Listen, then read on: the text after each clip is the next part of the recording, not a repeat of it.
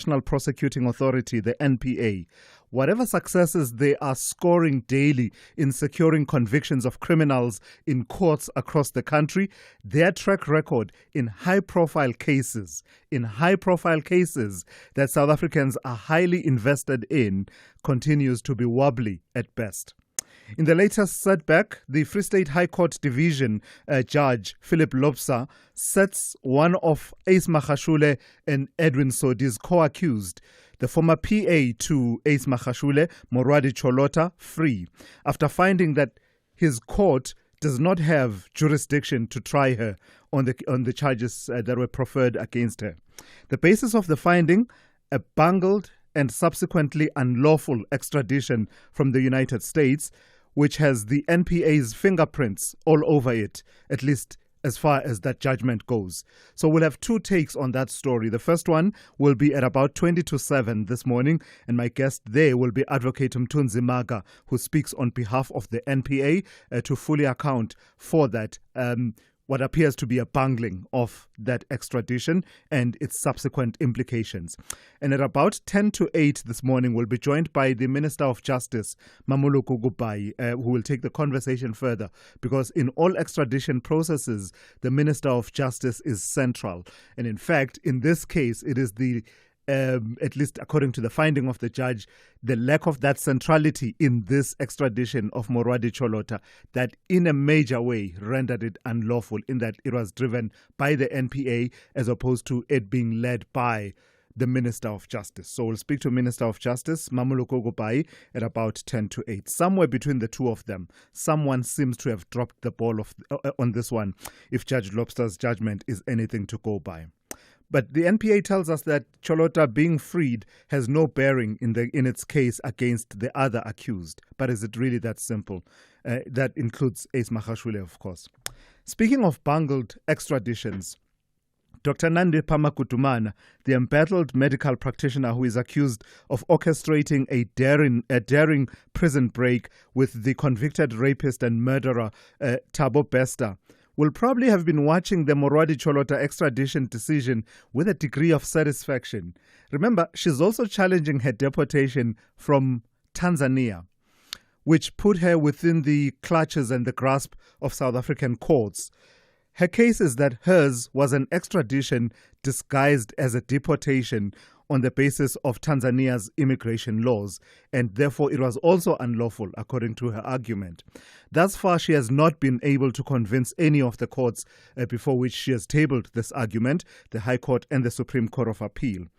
Now she's seeking to knock on the door of the Constitutional Court, emboldened in part by a minority judgment by one of the justices of the SCA, which actually agreed with her arguments.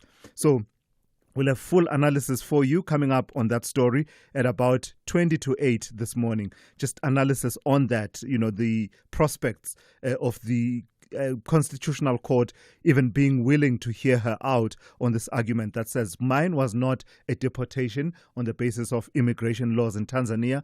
Actually, it was an extradition that was disguised in that way. In politics, we'll cover this story. Floyd Shivambu's rise within the ranks of Controversies was as rapid as his fall now appears to be spectacular. Barely 6 months after he was appointed Controversies Secretary General, Floyd Shivambu has been stripped of that powerful post and is being sent to Parliament as an ordinary MP. It's one of the more dramatic shake-ups in a party that has not been shy to wield the axe and ring the changes recently. Its justification for Shivambu's removal from the politically powerful post is that he recently visited the Malawian pastor and fugitive from South African law, Shepherd Bushiri. But was that the sole reason? Was that the only reason? We'll have full analysis for you on that story coming up at the top of 7 a.m. Morning Brief team, to your stations for the takeoff, please. Dineo Motaung is at the news desk, Rob Byrne on traffic. Zaikan at your sports desk, Melissa Puta with the Morning Brief in brief. Dauleng Lechela, as always, have your business, economics and the markets covered. And Sipho Mantula with your Africa update just before 7 a.m. You through it all, I want you to be a part of this conversation. Let's engage. The number to dial is 086 000 2032. Let me say it a bit slower.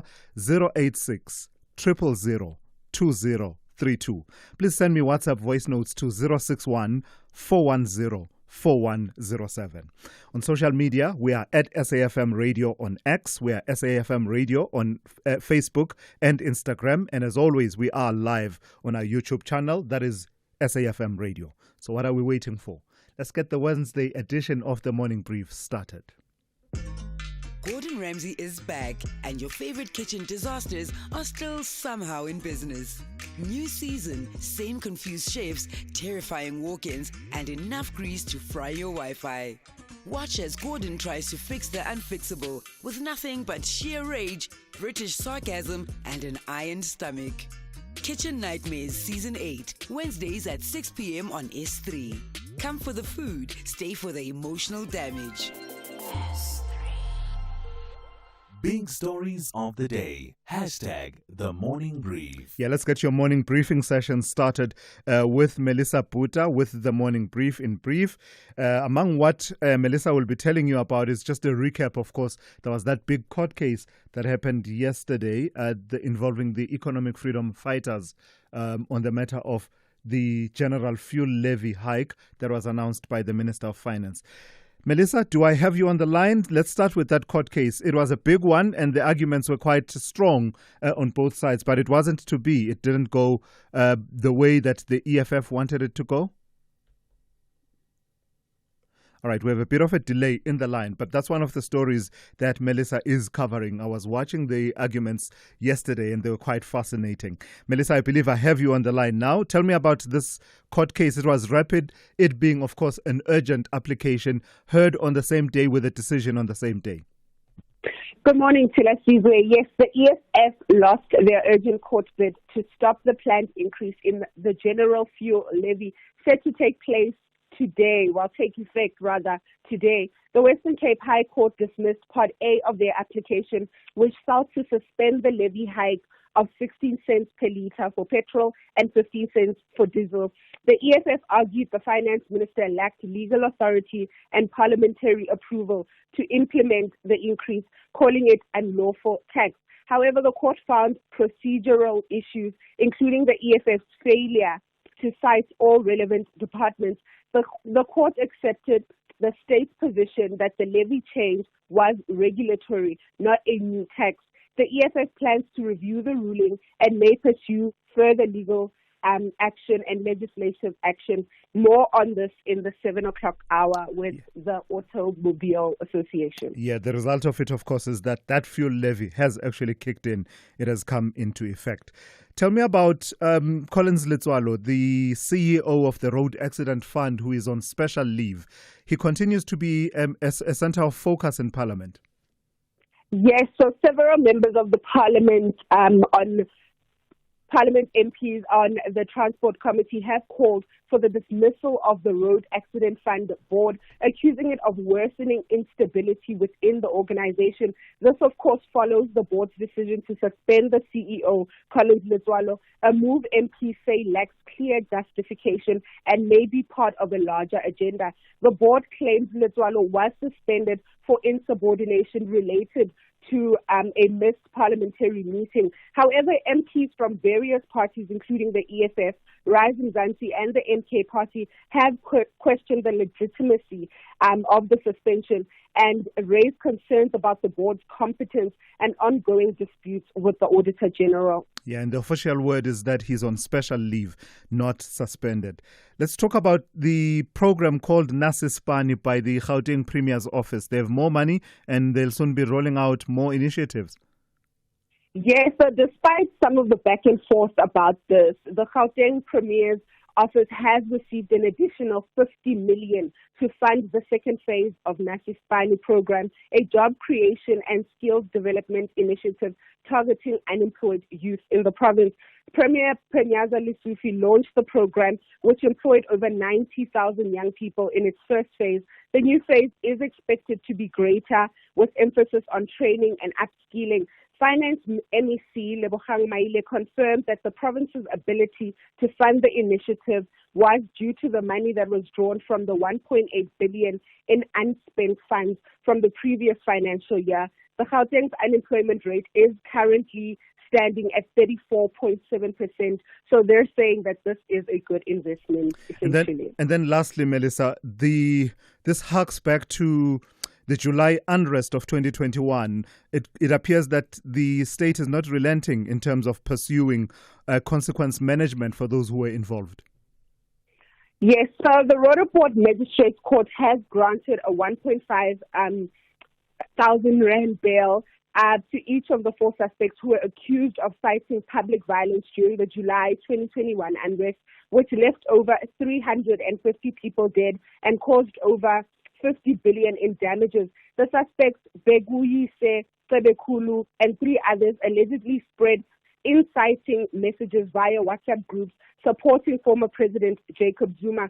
They did hand themselves over after a warrant of arrest was issued. The Hawks confirmed that more arrests are expected in this regard. Meanwhile, MK Party MP Duduzile Zuma Sambuza also faces charges, though the SHRC has found no direct link between Zuma's jailing and the unrest. The suspects will appear once again in court on the 2nd of July for further looking into their case. All right, thank you for that. That's Melissa Puta with the morning brief in brief for this morning. Thulasizwe Simelane on SAFM. 19 minutes after 6, let me quickly tell you what your weather will be looking like on this Wednesday. There are 2 warnings that have come through from the South African Weather Service. The first one, yellow level 1 warning. It says damaging waves resulting in localized disruption of small harbors and or ports for a short period of time. Small vessels at risk of taking on water and capsizing in locality. And those conditions are expected between Oyster Bay and Richards Bay. The second one, also a yellow level 1 warning. It says damaging winds resulting in localized disruption of small harbors and or ports for a short period of time. Small vessels at risk of taking on water and capsizing in locality and difficulty in navigation. Those conditions are expected between Port Edward and Kosi Bay. The rest of your weather looks like this. Pretoria will be fine with a minimum of 4 and a maximum of 22. Johannesburg fine, 3 to 20. Mbombela will be fine, becoming partly cloudy with a chance of evening drizzle, 8 to 23. Polokwane fine, 4 to 22. Mahikeng fine, 5 to 23. Bloemfontein will be fine with a minimum of 1 and a maximum of 19.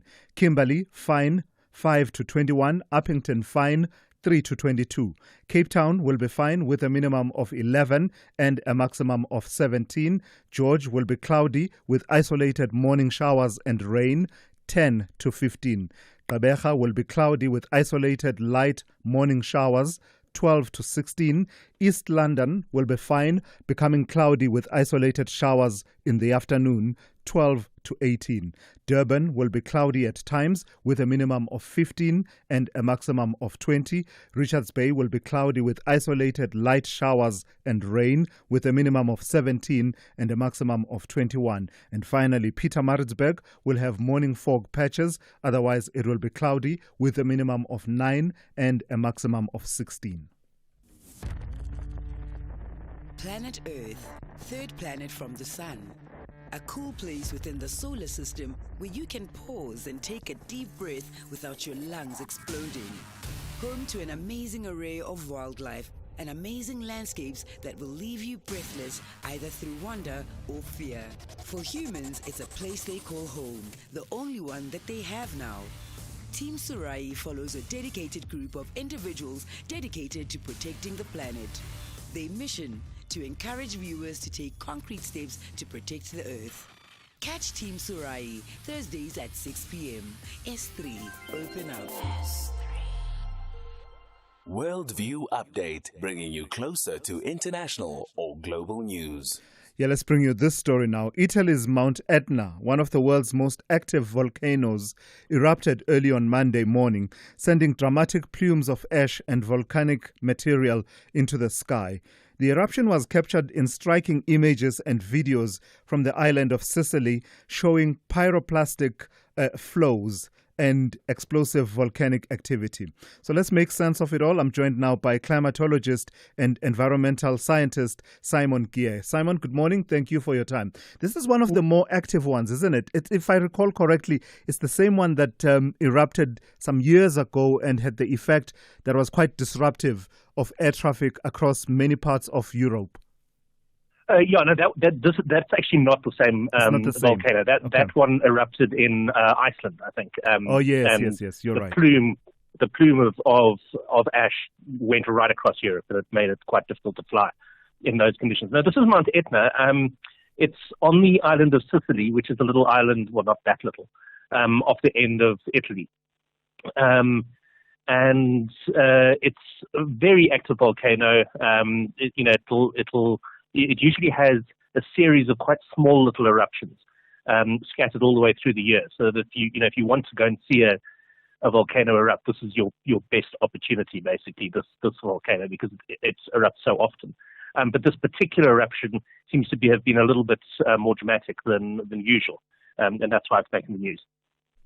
And just tell me a bit more about its history. I mean, I understand that this is the most significant, one of the most significant eruptions since February 2021. Yeah. So, as I said, it erupts usually in quite a small way all the way through the year. Not continuously, but you might have one every couple of months or so. This particular one, a couple of quite large explosions.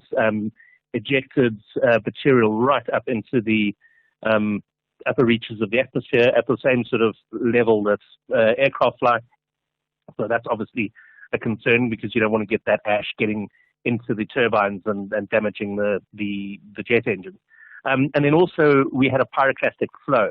So that is a very dangerous aspect of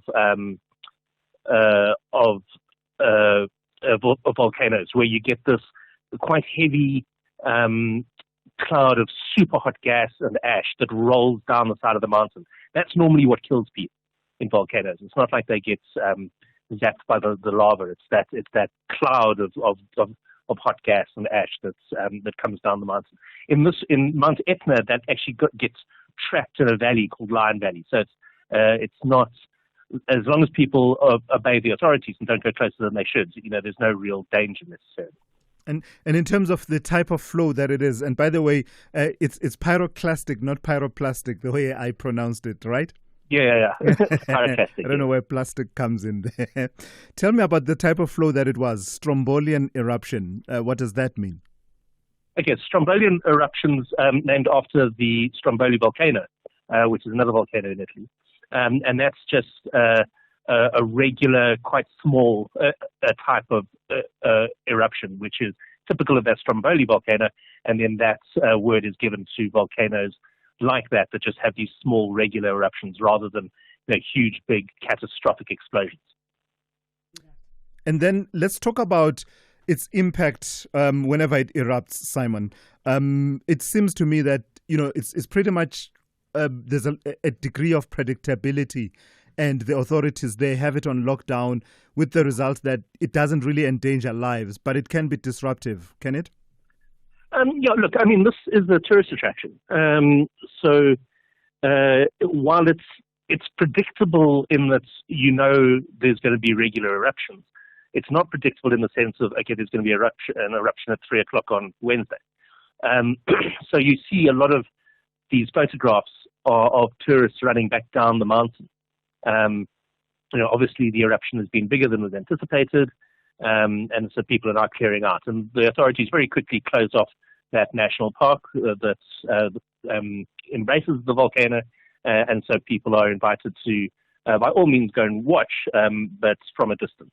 And we did have that horrible story in New Zealand a few years back, where similar sort of situation, a volcano that was a tourist attraction suddenly had an eruption, and I think there were a few people killed as a result. So it is quite important that the authorities step in and just keep people back.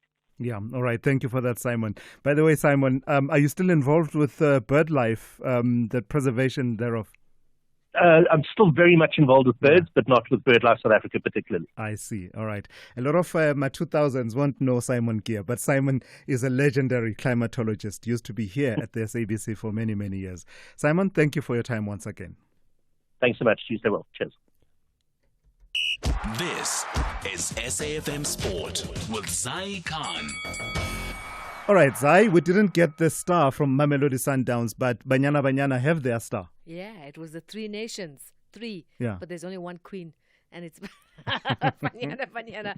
Definitely a star for them as they were crowned champions at Lucas Moripa Stadium. They had impressive victories in the series over Botswana. 3-2 was the scoreline. Zambia 2-0. The series featured the three countries offering crucial opportunity for head coach Desiree Ellis and her team to evaluate the squad ahead of the upcoming Women's Africa Cup of Nations qualifiers. Banyana finished the tournament unbeaten. Here's their goal scorer, Bongeka Gamede. First of all, I would like to congratulate the girls for their beautiful performance today. I think we played so well. We knew their strength and we knew how to capitalize on that. I think we tried to make sure that they don't attack us as much as possible and just congratulate the girls. It wasn't an easy game. On to tennis action, Italy's Lorenzo Musetti beat the American Francis Tiafoe in 4 sets, and the world number 2 Carlos Alcaraz returned to the semi-finals at Roland Garros. He had victory over the number 12 seed Tommy Paul, and the world number 1 in the women's draw, Aryna Sabalenka, will face the 3-time defending champions Iga Swiatek in a blockbuster French Open semi-final between the two title contenders. Sabalenka, she is through. She beat the Olympic champion Zhang Jiwen, and Poland's Swiatek, she beat Elena Svitolina. And boxing, Manny Pacquiao is coming out of retirement. The 46-year-old boxing great is scheduled to face the WBC welterweight champion Mario Barrios at the MGM Grand in Las Vegas on the 19th of July, nearly 4 years after his last professional fight. And finally, cricket. After 18 years, Virat Kohli has lifted the IPL title.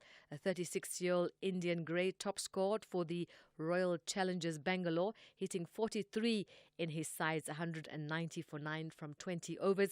The Punjab Kings, also seeking a first IPL title, finished on 184 for 7. Here's Virat Kohli. This win is as much for the fans as it is for the team. It's been 18 long years. I've given this team my youth, my prime, and my experience. And I've tried to win this every season that I come, and I give it everything I have. And to finally have this moment come, it's an unbelievable feeling. I never thought this day would come. I was overcome with emotions as soon as the last ball was bowled, and this means so much to me. All right, we'll swing back with more sport. Top of the hour. I'm Zai Khan. Well, the headlines at 6:30. I'm Dino Motaung. Good morning. Justice Minister Mameloko Kobai has instructed the NPA to provide all extradition requests that have been submitted but were not signed and authorized by the previous administration's minister. In other news, the MK party leadership has refused to be drawn into the reasons former Secretary General Floyd Shivambu gave for visiting self-proclaimed Prophet Shepherd Bushiri's church over the Easter period in Malawi. And Lee Jae-myung has been sworn in as South Korea's 21st president, having won a clear victory in yesterday's election. A full update follows at the top of the hour. SAFM, guiding you through the rush hour traffic.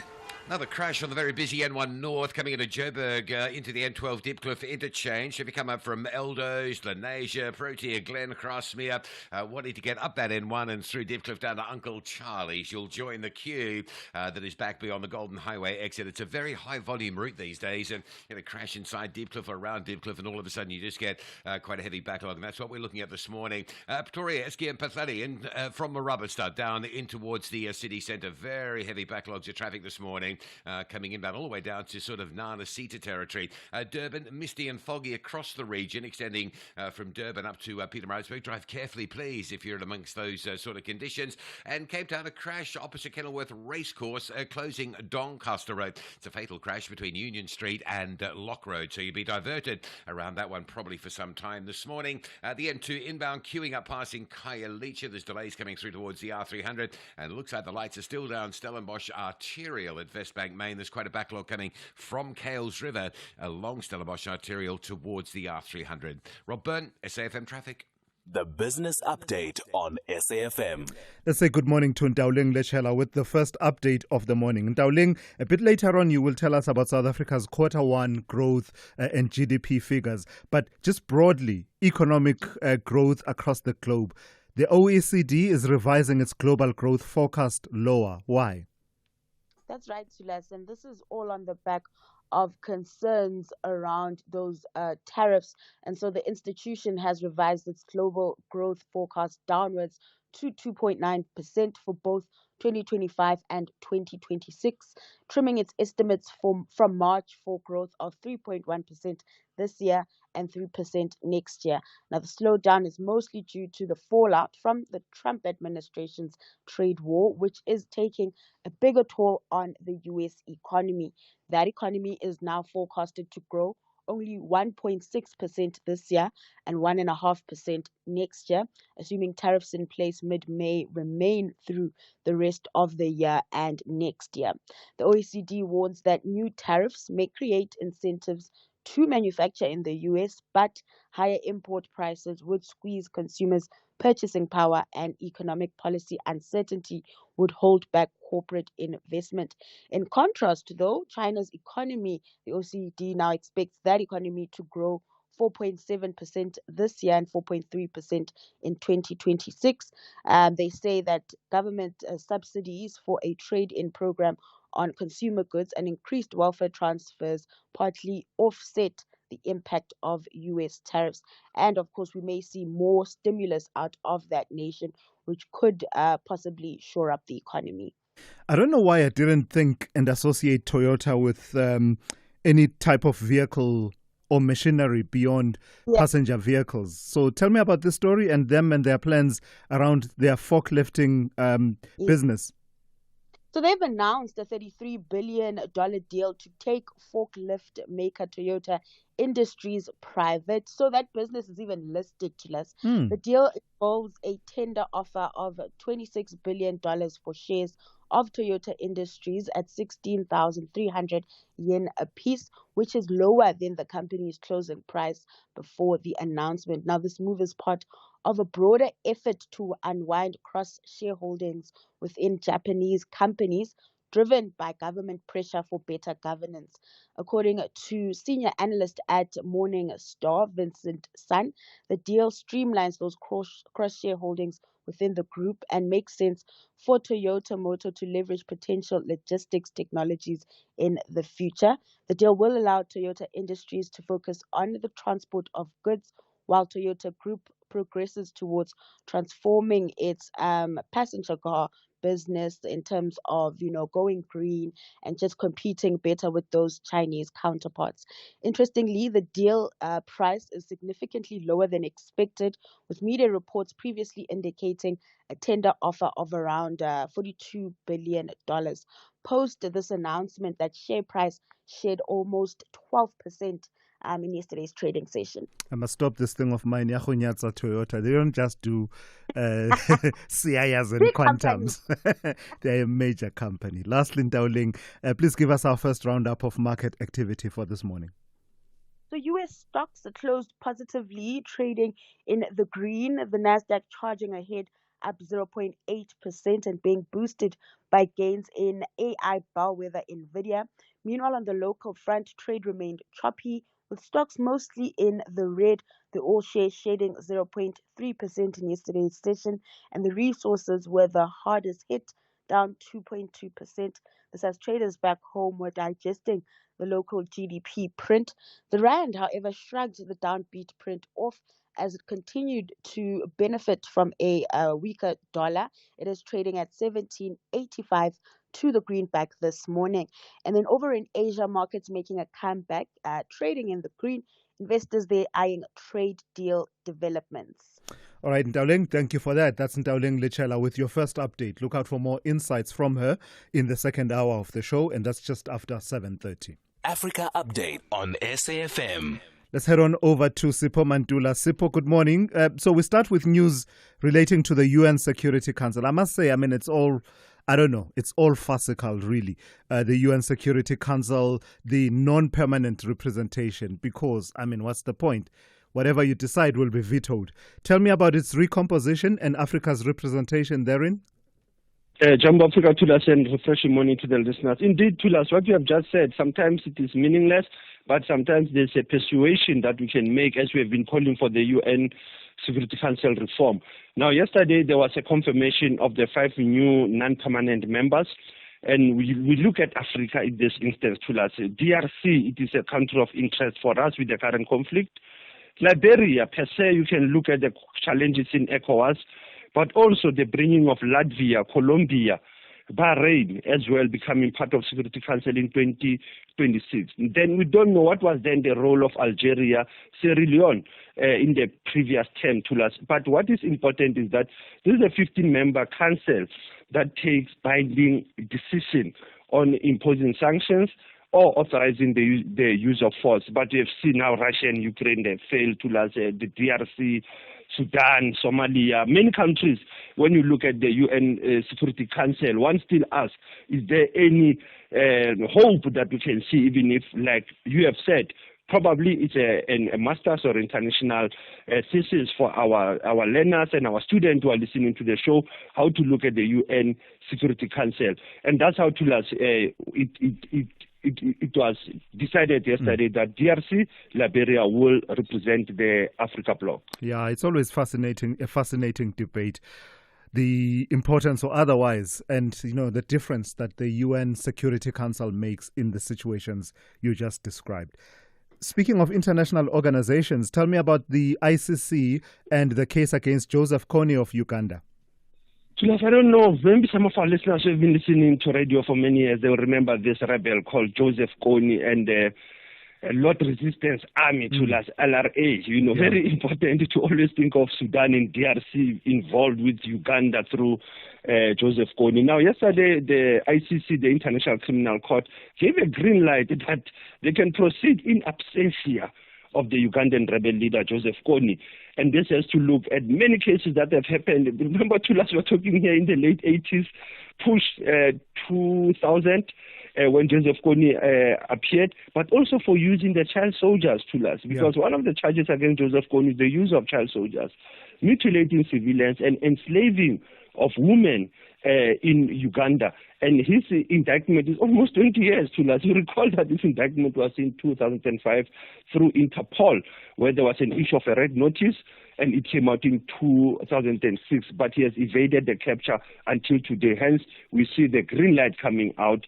And you've seen ICC, it has been having this warrant of arrest, your Benjamin Netanyahu, your Vladimir Putin. Are they also making sense, Thulas? Very difficult also. Yeah. And then, Sipho, tell us about the situation in Sudan. You're saying that the conflict has reached what is a devastating milestone. Tell me a bit more about that. Thulas, it is very sad when you look at Sudan civil war, whether you look at North Sudan, you look at South Sudan. But the reports that are coming with the Sudan conflict of 2023, Thulas, is that the UN refugee agency is indicating that we have 800,000 people who have crossed into the neighboring Chad since the conflict in 2023. Now you have more refugees who are joining, also coming from the waves of the conflict in Darfur, because also when Darfur sneezes, Khartoum feels it, Thulas, but also it's the neighboring countries like Chad. And that's how we are finding the UN asking for more money and funding to us, because once we have this humanitarian crisis in Sudan, you will need more money now to deal with these refugees coming from food and water. Surprising, the war in Sudan to us is very clear. It's an economic-based war. It's based on natural resources of Sudan, but it doesn't benefit ordinary people of Sudan. So that's how we can pen it out to us. We've been raising it, and later today I'll be engaging with the Portfolio Committee on International relations on the conflict in both Sudans, because we normally talk about North Sudan, but we don't talk about the South Sudan. Absolutely. So we'll give them some basic 101 on Sudan this morning, Thulas. It's off the record, it's off camera, Thulas. Oh, okay. Unfortunately, I thought you were going to share with us tomorrow how that went.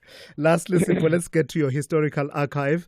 The 4th of June, 1966. This is an event in history that made waves across the globe, right? Thulas, it did. Actually, they say when you go to the grave of this man, the ripple of hope, it comes out. This was a visit on this day of Senator Robert F. Kennedy to South Africa, invited by National Union of South African Students, Thulas, to address the students in Cape Town.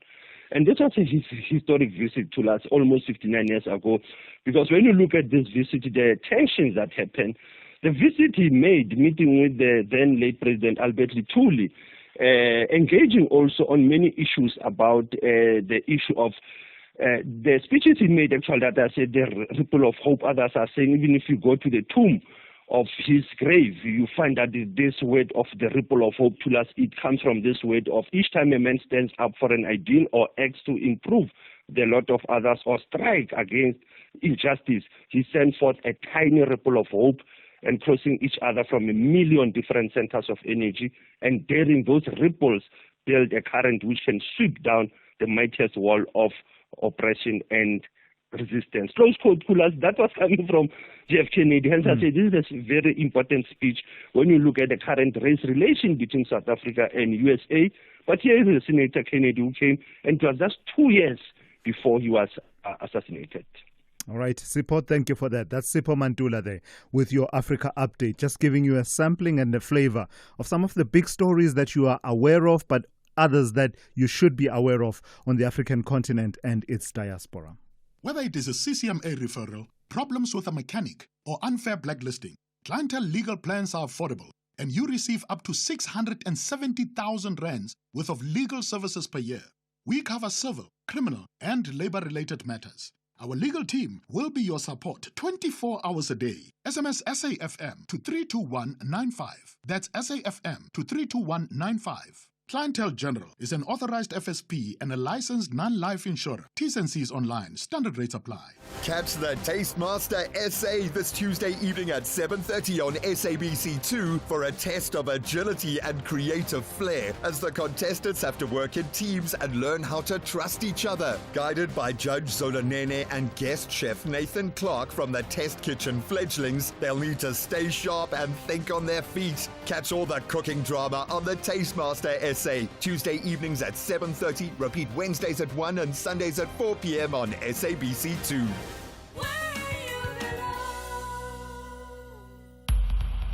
Thulasizwe Simelane on the Morning Brief. Weekdays, Monday to Friday, 6 to 9 a.m. 6:45 on this Wednesday. Let's get to this story. The National Prosecuting Authority, the NPA, says it is studying the Free State High Court Division Judge Philip Lobsa's judgment in the trial within a trial conducted as part of the so-called Asbestos trial. The judge has upheld a special plea by former Free State Premier Ace Magashule's PA, that's personal assistant, Morwadi Cholota. The judge agreeing with Cholota's submission that the court has no jurisdiction to try her on any of the charges she faced alongside her former boss, Magashule, and controversial businessman Edwin Sodi, among others. At the heart of the judgment, a finding that Cholota's extradition from the United States was unlawful.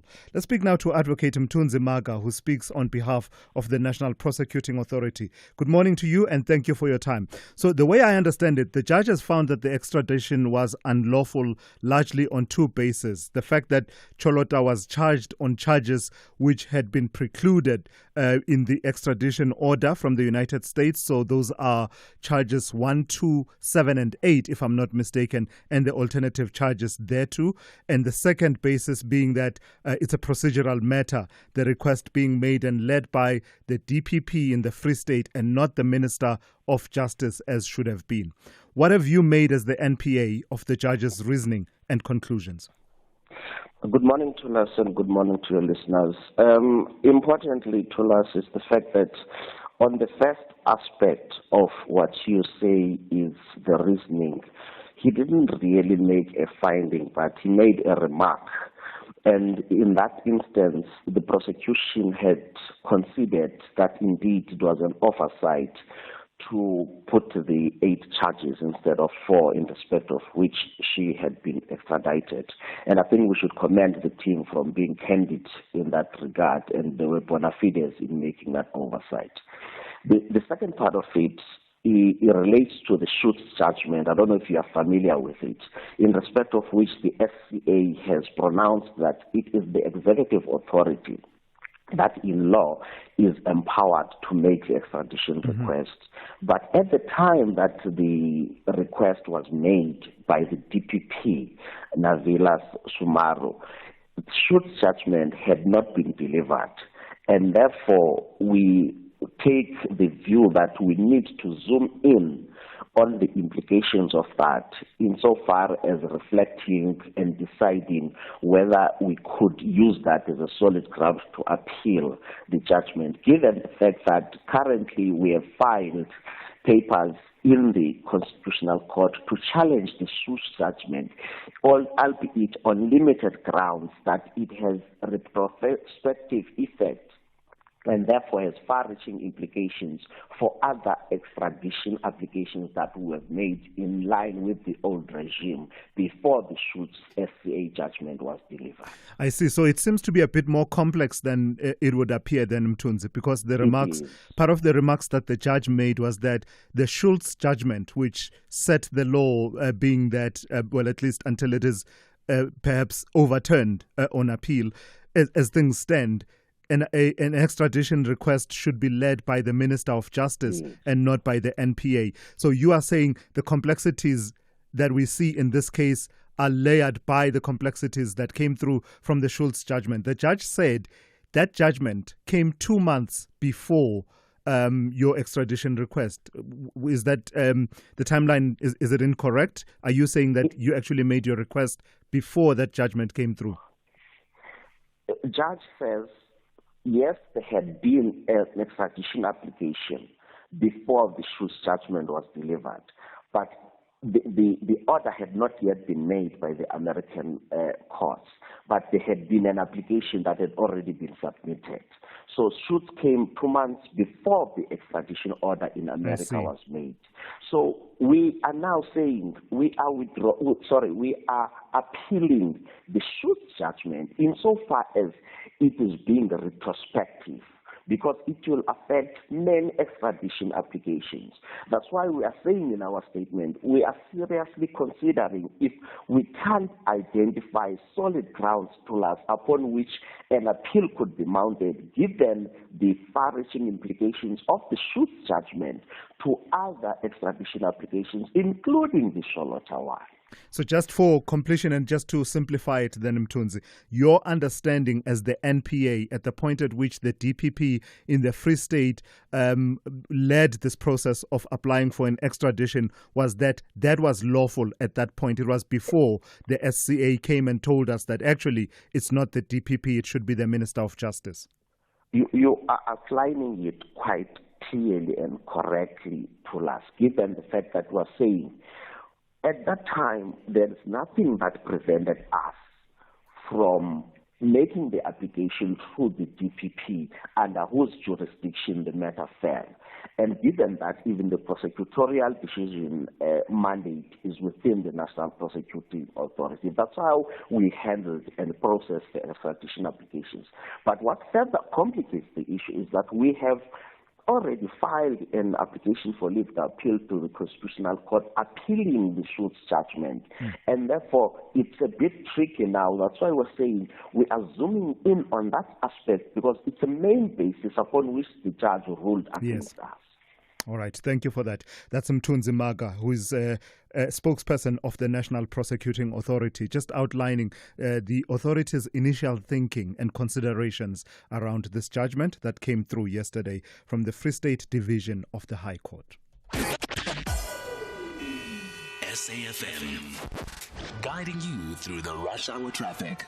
Very slow on the N1 this morning, coming from the south in from Eldos, from Lenasia, Protea, Glenside up through Dipcliffe. It's a collision as you come off the N1 north and turn onto the N12 down to Uncle Charlie's, a high volume route, and all that volume backlogging almost to the Potch Highway, working up past that crash scene. Also further up the N1, a breakdown just past 14th Avenue, so some slowing traffic merging out of the left lane across into the middle to get around that. Esker and Pathelli from a rubber stud into Pretoria CBD, very heavy backlogs this morning.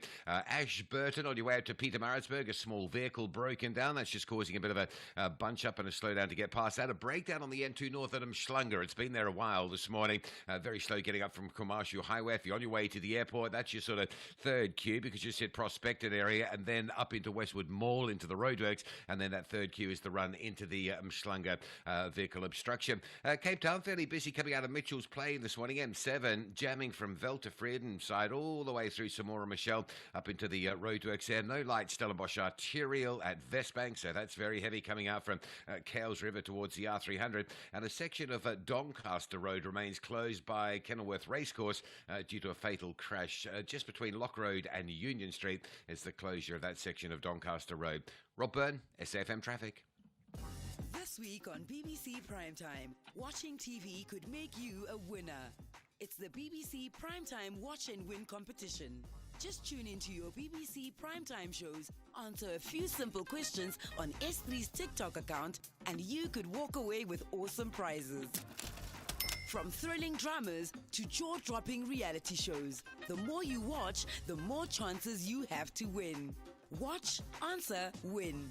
Only on BBC Primetime. Airs weeknights 9 to 11 p.m. on S3. Your couch just became the best seat in the game.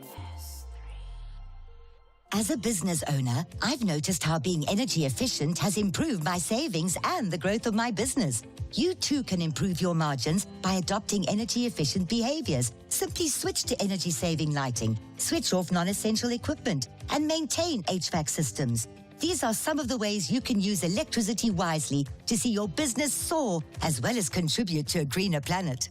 Just like every rand counts, every kilowatt counts. Let's use electricity wisely. Eskom.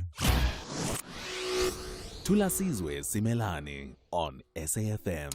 All right, so let's give you a bit more analysis then on that outcome from the Free State Division of the High Court in Bloemfontein around the issue of Morwadi Cholota and her extradition back to South Africa. You'll remember, of course, the conversation a few minutes ago with Mthunzi Maga of the NPA and their understanding and what they are seeking to do in terms of an appeal. Let's bring in immigration law expert Ashraf Esop to just weigh in on these aspects. Good morning to you, Ashraf, and thank you for your time. I don't know how much of my conversation with Mthunzi Maga you caught, but basically the bases on which the judge found that the court doesn't have jurisdiction. Just tell me what you made of those two bases. The first one being that she was charged with charges that included charges that had been excluded in the order that led to an extradition, the order from the United States. But when she arrived in South Africa, those were added back, and a concession from Mthunzi Maga that was oversight on the part of prosecutors. But the other main basis being that actually the person who led the extradition application, being the DPP in the Free State, was the wrong person. It should have been the Justice Minister. Yes, I've followed those reasons. And I believe that at this stage the decision is being studied. But certainly when it comes to extradition, it has to be done by the executive and not an arm of government. The simple reason being, it is a treaty between two states. Mm-hmm. When you use the extradition method, then it is in terms of a written agreement between the two states, and therefore it can't be law enforcement or NPA or anyone else. There's a similar case brewing in the background in another jurisdiction, but that we leave for now. With regard to the actual jurisdiction that the court says it didn't enjoy, what the court is basically saying is two wrongs don't make a right. Mm-hmm. It might be that you are accused in a case, but it doesn't make it right for you to use a wrongful means. Now, there's another case that we also know of in the Gupta matter where a similar thing happened, where the charge sheet, there was no arrest warrant apparently, or there was no charges on the charge sheet, so the extradition didn't succeed at that stage. Here, the evidence is very thin because we're not involved in the pleadings. We actually haven't read the court file, and so we're putting this thing together based on the information that's already out there in the media. But just to make certain that we understand the general principles of law, is that you've got to give correct information and proper documentation. And I think what the judge was saying when I heard his judgment, yes, he said that it's invalid. It was incorrect information. So you can't premise an application of this nature and then expect that it won't be challenged. And this is exactly what had happened. A special plea was raised in terms of Section 106 of the Criminal Procedure Act, and the judge found in favor of the accused now. So we've been doing these extraditions for many, many years, Ashraf, and one of the cases that I was looking at was talking about a disguised extradition, and I think the case was Mohammed, where we had a suspect in South Africa that was wanted by the United States, but rather than go through the extradition processes, we decided that this person should be deported. And I think that has echoes of the Makudumana matter as I'm thinking about it.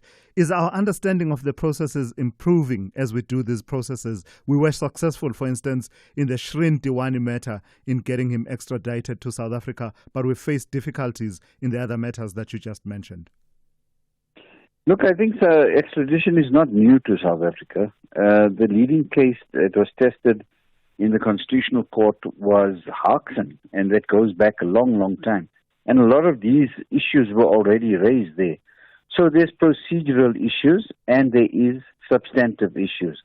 When it comes to procedural issues, it has to be which authority does it. Substantive issues deals with the actual request for extradition. So if one of those legs are missing, then the extradition will be challenged as it has been and basically found to be unlawful. So I think we have experience. There's no doubt about that. It's just that how the whole nuts and bolts of the whole thing is put together, that will basically determine whether it is lawful or not in the end. Strict compliance of the law is a requirement because it upholds the rule of law. It gives certainty. It spells for the accused as well the right, in terms of the Constitution, to be found to be not guilty until found guilty. So basically, all of it goes around the rule of law and upholding the Constitution. Excuse me. That your trial must be expeditious and it must be fair. All right, I've got to thank you for your time this morning. Makes a lot of sense to me. That's Ashraf Esop, who is an immigration law expert, just weighing in on the legalities and the complexities around the issues of extraditions as they relate to, in one part, seeking to engage in law enforcement, but actually their foundations being in diplomatic relations and agreements between states. Ashraf Esop is an immigration law expert. At 7 a.m., let's go straight to Dineo Motaung with the latest news. Outsurance will go out of their way to try and save you money on your car insurance. If they can't, ask for 500 Rand. SMS out to 30754. Now that's good news.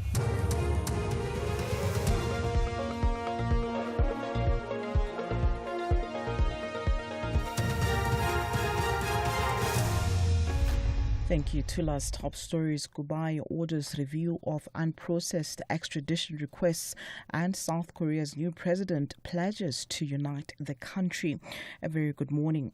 Justice Minister Mameloko Kubai has instructed the NPA to provide all extradition requests that have been submitted but were not signed and authorized by the previous administration's minister.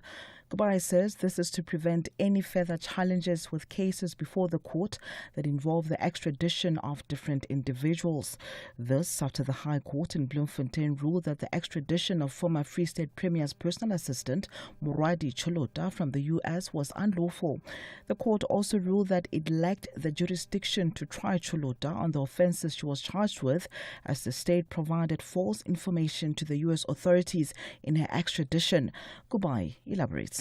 as we go over within, as part of the judgment being written, reading through what is written, I think the NPA will be obligated to pronounce publicly the way forward and what this is implicated. From my side as the minister, I have emphasized the need for NPA to look at all the cases that we have before the court, to ensure that we have management of those cases, but also to ensure that there's successful prosecution. We move to the Western Cape now, where civil society organization Action Society says it is surprised the child killer and former Cape Town top cop Marius van der Westhuizen is applying for parole again. He is making his fourth attempt at parole during a hearing at Brandflay Prison today after his last parole was revoked by the Parole Review Board last August. Van der Westhuizen has served 13 of his 24-year sentence for killing his children, who were 16, 5 years and 21-month-old baby, to punish his wife. Action Society spokesperson Kaylin Palm says Van der Westhuizen must not be granted parole again. This comes as a surprise for us because we weren't expecting him to apply for parole again. We know that he has been applying for parole for years now. In fact, I would say the actual audacity to do so again. But we believe that people have their rights in this country, and obviously it is his right to apply for parole. We are obviously against it. We've been saying that. And in other news, the MK party leadership has refused to be drawn into the reasons former Secretary General Floyd Shivambu gave for visiting self-proclaimed prophet Shepherd Bushiri's church over the Easter period in Malawi. Bushiri and his wife fled the country while facing numerous charges, including fraud. MK party chairperson Nkosinathi Nhleko told a media briefing in Durban that the party leadership decided to redeploy Shivambu to the National Assembly. Nhleko says the trip was not sanctioned by the party. You know, it would be unfair that we took the whole day kind of deliberations. I think that we will then come to this particular press conference and want to reopen the discussion that we had amongst ourselves. So it would be not correct to do so. So respectfully, that question perhaps belongs somewhere else. It can't belong to this particular session in terms of what was his justification and whatever. Meanwhile, Shivambu says he accepts the national leadership's decision to redeploy him. He has thanked the party's national leadership for the opportunity to be the party's national organizer and secretary general.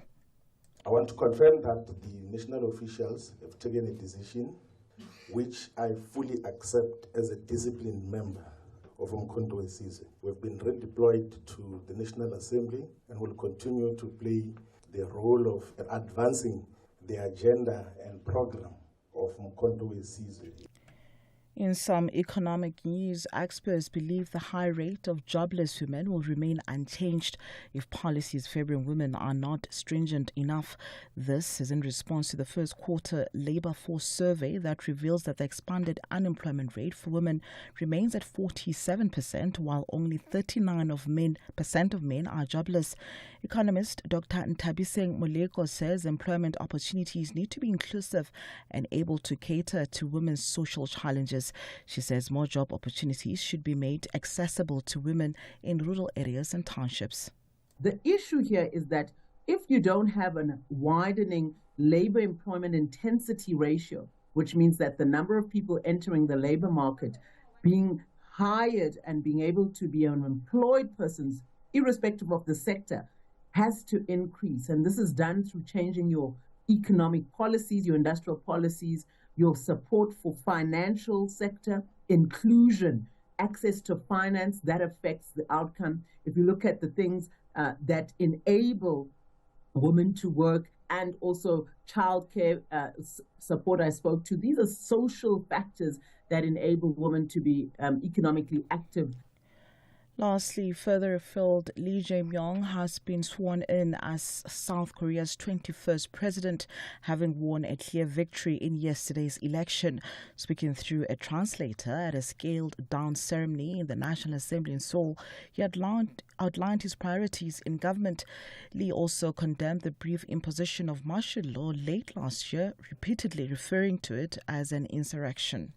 I'll be working on the security of the country and the economy that has been demolished, as well as democracy. And we need to work together, and we'll try to make our country brighter. Recapping the top story at 7, Justice Minister Mameloko Kubai has instructed the NPA to provide all extradition requests that have been submitted but were not signed and authorized by the previous administration's minister. Headlines at 7:30 for SFM News. I am Dino Matong. Those were the top stories for this hour. Don't miss out on a possible car insurance saving. SMS out to 30754 for a quote. Outsurance, where you always get something out. With all the recent headlines, it's time for some good news. A 25-year-old man, Tyler, is smiling all the way to the bank. He switched to Outsurance and now saves a whopping 718 Rand a month on the insurance for his 2021 Ford Figo 1.5. Get a quote today and see how much Outsurance could save you on your car insurance. Call 0800 60,000 or visit outsurance.co.za. A licensed insurer and FSP, T's, C's and information online.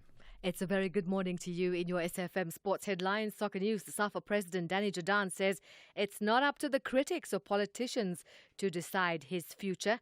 And in cricket, the Proteas are comfortable with preparations despite a rain-disrupted clash. Details just before 7:30. SAFM, guiding you through the rush hour traffic. Very good morning. Heading into Pretoria, workbound this morning, coming off the Mopani Highway. Theo Martins all the way down to Eskia and Pathali, and then as you get into Eskia Pathali from Vanderhof, right deep down through Marabastad into the CBD territory, it's really heavy backlogs there this morning. The N1 North through Deep Cliff coming up from El Dorado Park is heavy.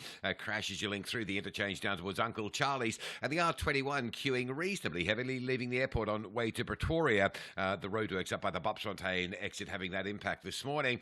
Durban N2 North still with a breakdown before you get to Gateway if you're on your way to the airport. That's a second decent queue after you've got through the run into Westwood Mall. That's all very slow this morning. Also crash on Main Road North at the M7 if you're coming up from Queensborough on your way through to Pinetown. Expect some delays there. Cape Town Marine Drive looking heavy. Bayside right through to Racecourse Road, and the N7 backlogging both ways this morning. North from Trekker Road up to Bosmansdam, and south as you join from Plattekloof Road all the way through Bosmansdam towards the N1. Rob Byrne, SAFM Traffic.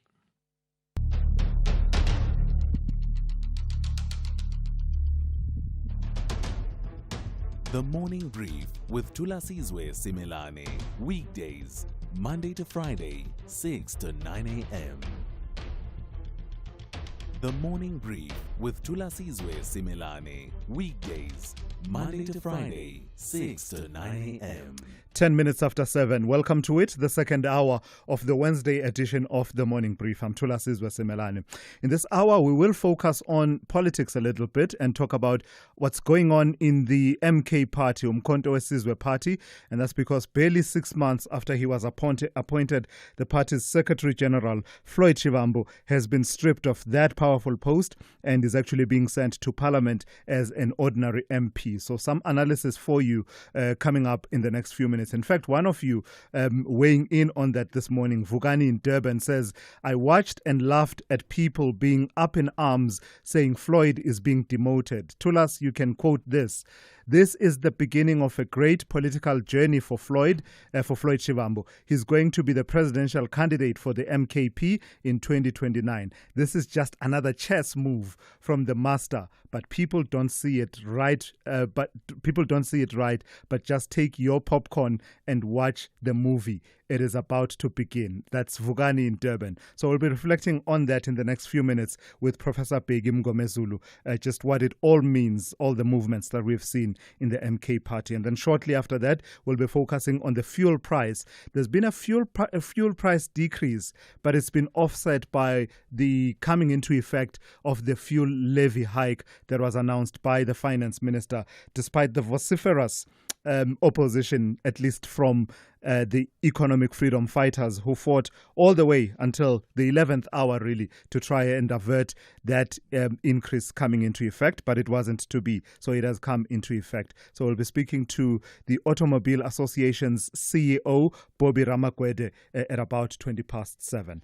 Through it all, you are a big part of the conversation, so do call me, weigh in on these and other matters. Feel free to put other issues on the agenda of the morning brief this morning. The number to dial is 086 000 2032. I'll take your WhatsApp voice notes on 061 410 4107. I look forward to hearing from you. The second hour of the Wednesday edition of the morning brief starts now. What if you open up more? Open up to learning and experiencing more of Mzansi and abroad? What if you open up culture and explore the extraordinary from music to drama and the latest fashion? What if you open up your wild side, discover a world of skyscraping cities and brown sugar beaches? What if you open up your kitchen and immerse yourself in cuisines from all corners of the world? What if you open up your voice with all eyes on you without being seen? What if you open up your morning to lekker conversations and world-class entertainment? What if you open up more? After a 1-0 draw in their opening match in last year's edition of the regional competition, Bafana and the Mambas meet again in this year's tournament opener. This is the Hollywood Bets COSAFA Cup 2025.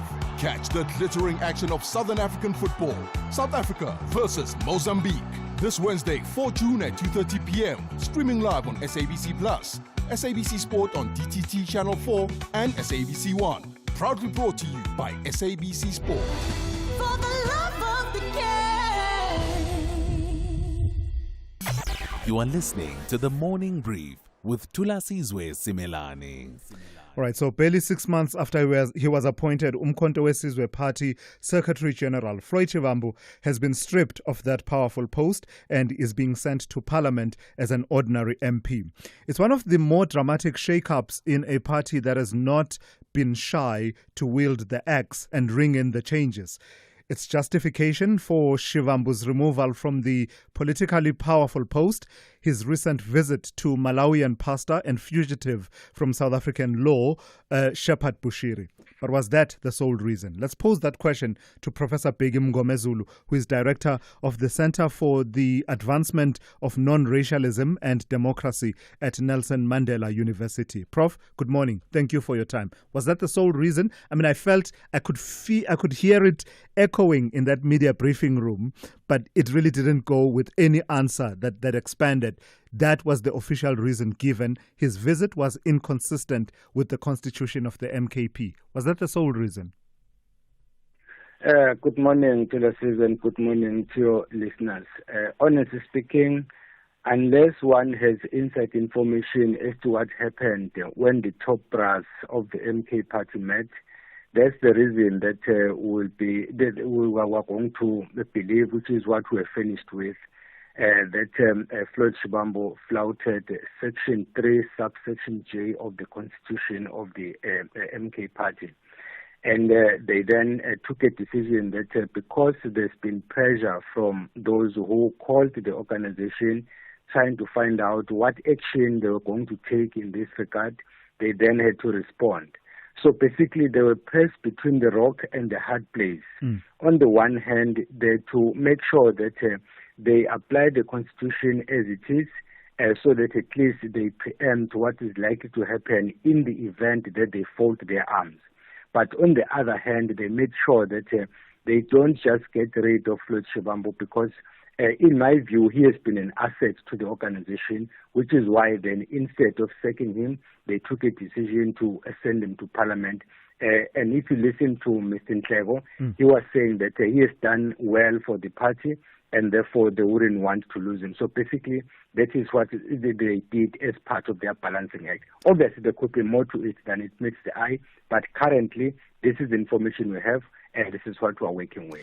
And Prof, part of the reason people are asking whether that was the sole reason, I suppose it talks to the issue of political capital. When you have political capital, you can afford to make some mistakes such as these ones, and the leadership will stand by you and perhaps give you a slap on the wrist. Being removed from Secretary General position is not a slap on the wrist. It's one of the top leadership positions. So there's that question that says, are we to read into it that he doesn't have the political capital, Floyd Shivambu, within the party? By comparison, people are drawing comparisons with Thulasizwe Zuma and saying that when she had an infraction, she was allowed to just apologize and things went on as normal. If you listen to Mr. Ntlego, he was saying that they look at the gravity of the matter and then they take a decision based on that. The Thulasizwe matter, in fact, did not invoke the constitution or did not force the leadership of the party to invoke the constitution of the MK party. But in this case, they went specifically, even in their media statement, they went specifically to Section 3, subsection J. When they were dealing with the Thulasizwe matter, they asked her to apologize because she had said things that were unwarranted in the social media.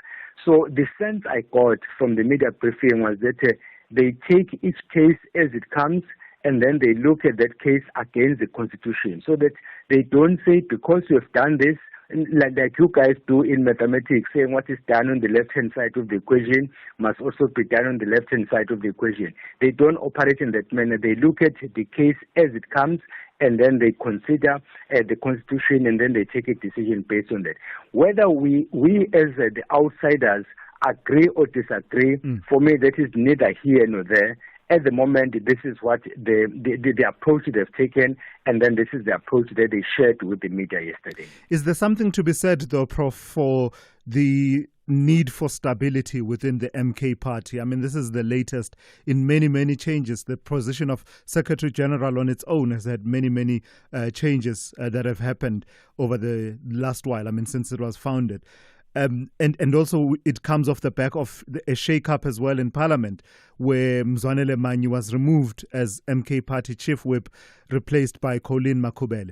Is there something to be said for this party to finally settle down and actually establish that stability to help it build on the performance that it scored in last year's elections?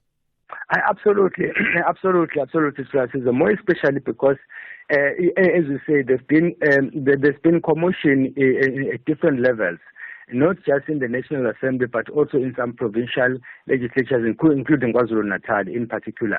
So that commotion has been going on, and then, of course, there should come a time where things become stable, more especially because all political parties are now preparing for the 2026 local government election. So you wouldn't want to go to the local government election still not sure who is where.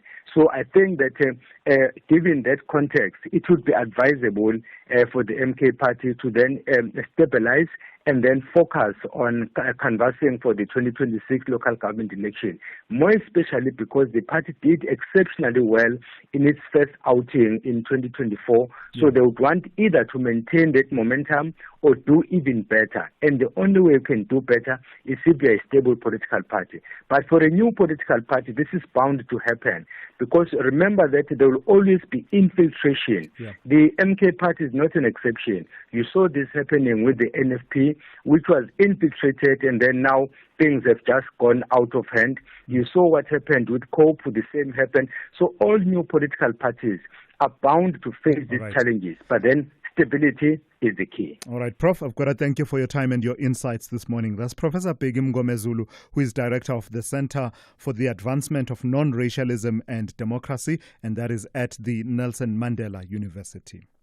Catch the Tastemaster SA this Tuesday evening at 7:30 on SABC2 for a test of agility and creative flair as the contestants have to work in teams and learn how to trust each other. Guided by Judge Zolanene and guest chef Nathan Clark from the Test Kitchen fledglings, they'll need to stay sharp and think on their feet. Catch all the cooking drama on the Tastemaster SA, Tuesday evenings at 7:30, repeat Wednesdays at 1 and Sundays at 4 p.m. on SABC2. a bowl of cereal, a glass of orange juice, some flavored yogurt for breakfast. Ultra-processed products such as these may be high in sugar, salt, or saturated fat. Having too much of these products could lead to diabetes, hypertension, and heart disease. Our health is in danger. We have the right to know what's in our food. Demand front-of-package warning labels now. Sign the petition on healer.org. HEALA.org. The Morning Brief with Thulasizwe Simelane. Right, let's turn to that story around Nandipha Kutumana, the embattled medical practitioner who is accused of orchestrating a daring prison break with convicted rapist and murderer Thabo Bester. He's now turning to South Africa's highest court, the Apex Court. She is turning to the country's highest court in a last-ditch effort to challenge the legality of her arrest and deportation from Tanzania. Her legal team has filed for leave to appeal to the Constitutional Court after the Supreme Court of Appeal dismissed her previous bid. Let's speak to Ntabiseng Dubazana, who is founder of Dubazana Attorneys, also a legal expert. Good morning to you, and thank you for your time. So the way I understand this argument, Ntabiseng, is that they are arguing, Makutumana's legal representatives, that she was brought to South Africa in what was a disguised extradition, which the law frowns upon. Tell me about those arguments and the prospects of the heavy doors in Braamfontein opening for her to be given a hearing. So when we look at the manner in which the extradition was done, I beg your pardon, then we look at the arguments that were brought forth by the state and the arguments brought forth by Nandipha's legal team. They were saying that it was an underhanded way in which she was brought back into the country, and if indeed she was supposed to be brought back into the country on any criminal charge, the process should have been followed in terms of the agreement between the two different states, and the host state would have been told that, listen, the charges that this person who is now in your country is facing is X, Y, and Z, and we need for them to be brought back into the country to answer to these allegations. And then the host state would then, in their own court, in their own criminal law procedures, will then deal with how then they will put those charges to the accused and then manifest or at least assist in the manner in which she will be brought back into the country. So now the state is arguing, or the NPA is rather arguing, saying that she was a willing participant. So there wasn't any need for any extra or extravagant measures to bring her back into the country. She willingly wanted to come back into the country, and therefore there was no need to go up and down and do all these other applications. So her legal team is saying that, be that as it may, which they're also denying happened in any event, but let's say the court accepts that she willingly came in, it doesn't change the fact that you were supposed to do things the way you were supposed to. And that is where basically we are at this moment. Do you believe that she would have, or at least her legal team would have taken some encouragement from the outcome yesterday in the Morwadi Cholota matter in Bloemfontein around issues of extradition, that you are supposed to go through the steps and handle it properly? Because, there have been these questions about if she was being deported from Tanzania. Her argument has been there were South African agents on the ground in Tanzania. What were they doing there in what was supposedly an ordinary enforcement of Tanzanian immigration laws? I do not think so, because remember, the Choloto matter is in the High Court, which is the lower court versus what the FCA is at. So using it as precedent may not work to her advantage. And the situation in this matter, in the Choloto matter versus her matter, is that Choloto actually, when she came into the country, she was supposed to be a witness for the state. And then her, quote-unquote, being difficult, like the state said in its own papers, then led to them laying 8 charges, 4 of which were not even proper charges that they were supposed to lay against her. So her circumstance compared to Nandipha's circumstance, completely different worlds. And I do not believe that the way in which the judgment was handed down in any event would work for them, because part of the information that allegedly was given to the U.S. was not correct, i.e. the charges that were being handed against Metrolot. So as a result, them relying on a high court decision that is only decided now, which is not applying retrospectively, by the way, and while theirs was already dealt with in another high court, and they're now in a superior court in the SCA, and now sending it to the Crown Court, really may not work to their advantage. Lastly, Ntabi Singh, do you believe that, and I know that I'm asking you, it's almost speculative, but when you look at the question that may be posed before the Constitutional Court around this concept of, quote unquote, a disguised extradition, do you believe that it might, pass muster in terms of that threshold that says it's an arguable point of law whose resolution is in the public interest? Do you believe that there's prospect of that, the court saying, we will hear you on this? I'm not sure on that. But when we look at Section 35 of the Constitution, for example, which deals with the rights of accused persons and also suspected persons, right? They have the right to be informed of what it is that they're facing. They have the right to be able to represent themselves, all those rights that deal with arrested and detained and suspected persons.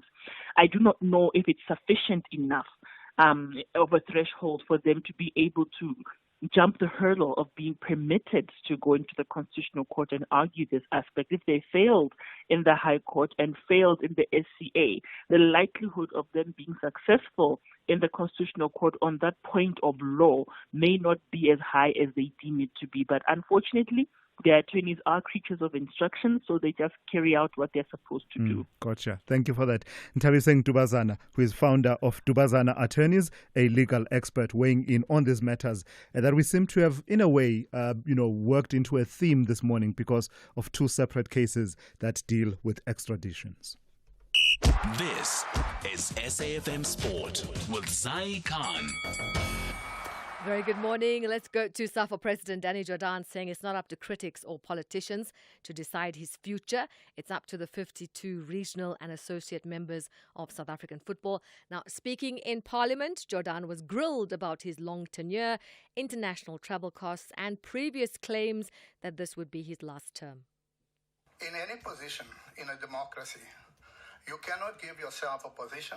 You cannot decide when you stay, when you go. That is the responsibility of our 52 regions, and they will take that decision. It's not for me to say I want to be a president. I never said that to them. They will decide when they want and what the decision they want to take. Now, South Africa's senior women's national team, Banyana crowned champions of the Three Nations Series at Lucas Moripa Stadium after impressive victories over Botswana and Zambia.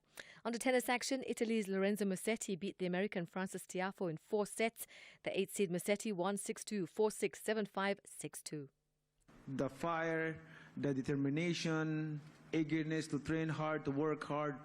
Even now, I'm enjoying working. Yeah, I was a little bit honestly scared because I really didn't want to harm nobody, of course. And so I immediately went to the line umpire and I of course, said sorry. I apologized to everyone, and it was right, to have a warning. But I think the umpire saw that there was no intention about that, and that's why probably just let me continue my game.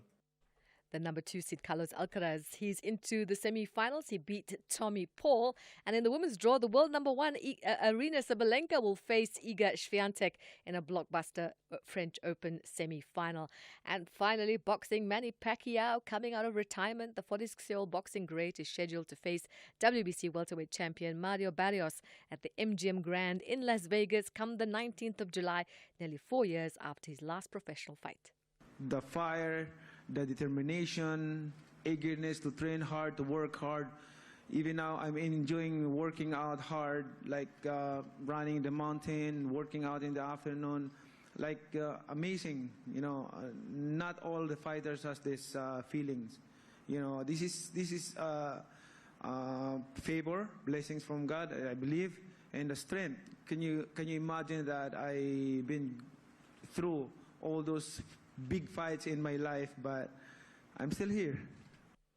We'll be back with a knockout. That's more sport. Top of the hour. I'm Zai Khan. With the headlines at 7:30, I am Dinamo Daung. Good morning. Parliament says it will relook at its processes following the Western Cape High Court judgment that found MK Party parliamentary leader Dr. John Hlophe was not eligible to serve on the Judicial Services Commission. In other news, Justice Minister Mameloko Kubai has instructed the NPA to provide all extradition requests that have been submitted but were not signed and authorized by the previous administration's minister. And the U.S. President Donald Trump has signed an executive order doubling the U.S. import tax on steel and aluminium to 50%, further disrupting the global trade. A full update follows at the top of the hour. SAFM, guiding you through the rush hour traffic. Still very slow coming in from the south using the N1 this morning. There is an incident inside the Diepkloof interchange. Traffic parking back beyond the Golden Highway exit, back towards the Potch Highway. So very heavy getting up from sort of Lenasia, Eldorado Parkside through to Uncle Charlie's this morning. R21 roadworks queuing you up between the Benoni exit and the Bobsfontein off-ramp on your way away from the airport up to Pretoria and Eskia and Pathladi into Pretoria Central this morning. Heavy backlogs from Vanderhof moving down in towards Marabastad and right through to about Nana Sita, deep in the CBD. Durban, two big queues to work through on your way to the airport. You've got a backlog between the M7 and Westwood Mall. That's your daily grind up through the roadworks. And then a breakdown, which has been with us since before 6 a.m. this morning, before Gateway. So another heavy queue extending right back through to Queen Nandi Drive territory. The little section between Pietermaritzburg, Cato Ridge, Camperdown, Ashburton, that looks all right. No major problems through all that myriad of construction works. Cape Town, N7 running north is heavy from Goodwood all the way through to Bosman's Road. Marine Drive from Bayside through to Racecourse Road is pretty heavy. And if you're coming out of Kales River, there's a big backlog on Van Riebeek Road up towards the R300 and the bottom of Kales River. No lights on Stellenbosch Arterial at Westbank Main. That's heavy from Blackheath trying to get out towards the R300 and Delfside. Rob Byrne, SAFM Traffic. The business update on SAFM. Let's say good morning once again to Dowling. Dowling, in this hour, let's talk about British American Tobacco. Tell me about them eyeing growth in the United States. That's right, Silas. They're quite optimistic about returns in that market, forecasting revenue and profit growth in the U.S. this financial year. And this comes despite a projected 2% decline in the global tobacco industry. According to the company's CEO, Tadeu Morocco, the company's revenue performance in the first half was slightly better than expected, and it now anticipates full-year revenue growth of between 1 and 2% and adjusted profit growth of between 1.5% and 2.5%. This is an improvement from the previous expectation of 1%. Now, BAT's U.S. market performance has stabilized. It says that it's starting to gain more market share on that front. The company's combustibles division, which includes traditional cigarette brands, has reported a more resilient financial performance led by countries such as Brazil, Turkey and Romania, but sin tax increases and regulatory headwinds in countries like Bangladesh and Australia continued to keep those gains capped.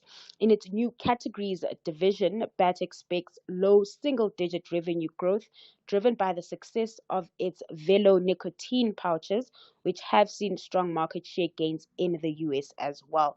Now, despite the challenges in the vapor category due to illicit vapor products in the US and Canada, Morocco is confident that the investments made and actions taken will drive a return to the company's midterm projections come FY26. You know, Dowling, if this was an episode of Who Wants to Be a Millionaire and I was in the hot seat and the question was, who is Hadako? I would want to say they're involved in the hardware space. And I don't know if I would be losing a lot of money right now. And then on Flow Solve, that's where I would be calling a friend. I'd be calling you. So hardware, in a sense, it's more of an industrial company. It owns, I don't know if you know the parts company called Podquip. You're exposing me. Go ahead. Okay, so it is an industrial group that is an importer and distributor of auto, industrial, and electronics products throughout Southern Africa. And they've acquired Flowsoap, which is an equipment supplier to the mining and industrial sectors. Now, the acquisition involves an initial payment of 45 million rand with potential additional payments of up to 125 million rands over the next 3 years. And this is dependent on Flowsoap's profitability. This move aligns with Hudeco's acquisition strategy, fitting into its current operations. By integrating Flowsoap's operations, Hudeco aims to expand its customer reach and boost its market presence. And zooming in on what Flowsoap does, it specializes in importing and stocking equipment for handling fuels, lubricants, and other fluids associated with servicing and refueling plant and machinery, particularly in the mining industry. So that, of course, fitting in with some of its operations. As I said, it owns companies like Partquip. It also services machines in the mining sector. So it really kind of blends into its operations. Lastly, then, Dowling, how are the markets looking at this hour? Kicking things off in Asia, markets in the green as traders on that front keep a close eye on trade developments between the US and China while digesting the delisting of Toyota Industrial. With that, Japan's Nikkei leading the gains up close to 0.9%. Now in Wall Street, futures are flat. The mood on that front remains really choppy. It seems like traders are awaiting more market-moving catalysts. And then coming back home, the JSE having a downbeat finish in yesterday's session with the all-share shedding 0.3%. The rand, however, still benefiting from a softer dollar, trading at 17.86 to the greenback this hour. Dowling, thank you for that. That's Dowling Lechela. She'll be back with more for you, and that's just after 8:30, in which update she will give you a sense of the kind of day you can expect in the markets today. Planet Earth, third planet from the sun. A cool place within the solar system where you can pause and take a deep breath without your lungs exploding.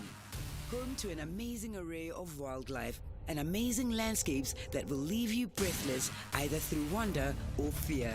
For humans, it's a place they call home, the only one that they have now. Team Surai follows a dedicated group of individuals dedicated to protecting the planet.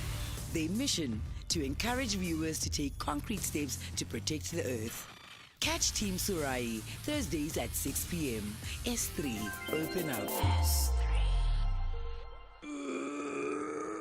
Honey, what are you doing? I'm stretching for tonight. I thought you're not dancing at bachelorette parties anymore. Baby, we need the money to put Johnny through matric mos. And what's the police uniform for? The clients feel safer when I wear it. No, man, just sell your bucky to We Buy Cars. They give the best prices and they pay you within minutes. Okay, but can I just go and dance one more time, please? You know how much I love it. No, the buyer's already on his way here. Wow, okay. Strapped for cash? Just sell your vehicle to We Buy Cars. The easiest way to sell your car by far. Bafana are looking for nothing but maximum points to have a decent position in Group A. But neighbors Zimbabwe want to put their best foot forward to triumph. This is the Hollywood Bet COSAFA Cup 2025. Do not miss out on the thrilling action of Southern African football. South Africa battles it out with Zimbabwe. This Saturday, 7 June at 2:30 p.m. Streaming live on SABC Plus and SABC One. Also available on SABC radio stations. Proudly brought to you by SABC Sport. For the love of the game. Thulasizwe Simelane on the Morning Brief. Weekdays, Monday to Friday, 6 to 9 a.m. Yeah, let's bring you into the conversation now. A lot of you reflecting on the goings on in the MK party around Floyd Shivambu, but also what came out of the court in the High Court in the Free State in the case around Morwadi Cholota and her extradition. 2 quick voice notes, and then I'll take all of the calls that I see on the screen. Thank you very much. Good morning, Thulasizwe. I still believe the removal of the SG of the MK from his position to Parliament was a very, very good one. I believe his timing to visit that famous Reverend of Malawi, it was very, very bad. What a good decision by MK. Thank you. Bonga Komalo from Moy River. Morning, Thulasizwe. The removal of Floyd Shivambu from the SG positions was well planned. I don't buy it that he was removed because he visited Shepherd Bushiri's church in Malawi. No, there's something fishing about it. Maybe the reason was maybe it's a Tsonga. So those other tribe, you know what I'm talking about, doesn't want to be led by Tsonga, and then he's from EFF. Thank you. Yeah, thank you for that. I wonder, do you believe that there was an element of tribalism involved in it? From what I'm hearing, that's what you are suggesting. But also there was that fallout. Remember, let's not forget that the fallout with Duduzile Zuma that came a few months ago. I think it was in April or thereabouts. Let me hear from Kirk in Cape Town. Let me hear your perspectives, Kirk. Good morning. Also on Floyd Shivambu. Good morning, Thulasizwe. I had a chuckle yesterday during Ashraf's show where a caller, anonymous caller, mentioned the MK party as a stokvel. So I found that quite humorous. Yeah. But as to Mr. Shivambu's reallocation to the National Assembly, I find the party quite decisive in their actions. There doesn't seem to be much between an incident and a resulting action. Yeah. So, for one thing, they are very effective in redeployment.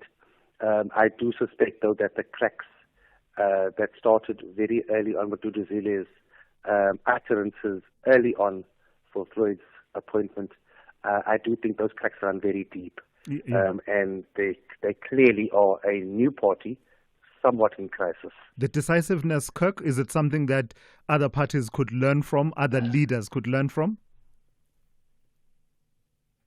Well, the appointment process is where their problems start.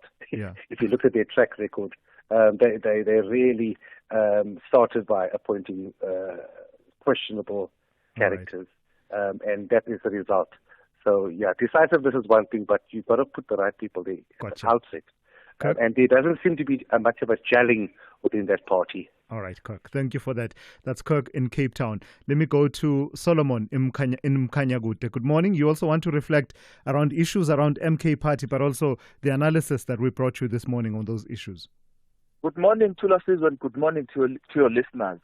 Look, Professor Mgomezulu is a renowned and a revered scholar in the field of politics for his own knowledge and experience. But today he sounded a little bit unscholarly when he was giving you the analysis to say what has happened in MK happens in all other parties. Actually, it's the contrary. There has never been a party which has, from inception, has averted sitting to conferences and electing constitutionally its leaders.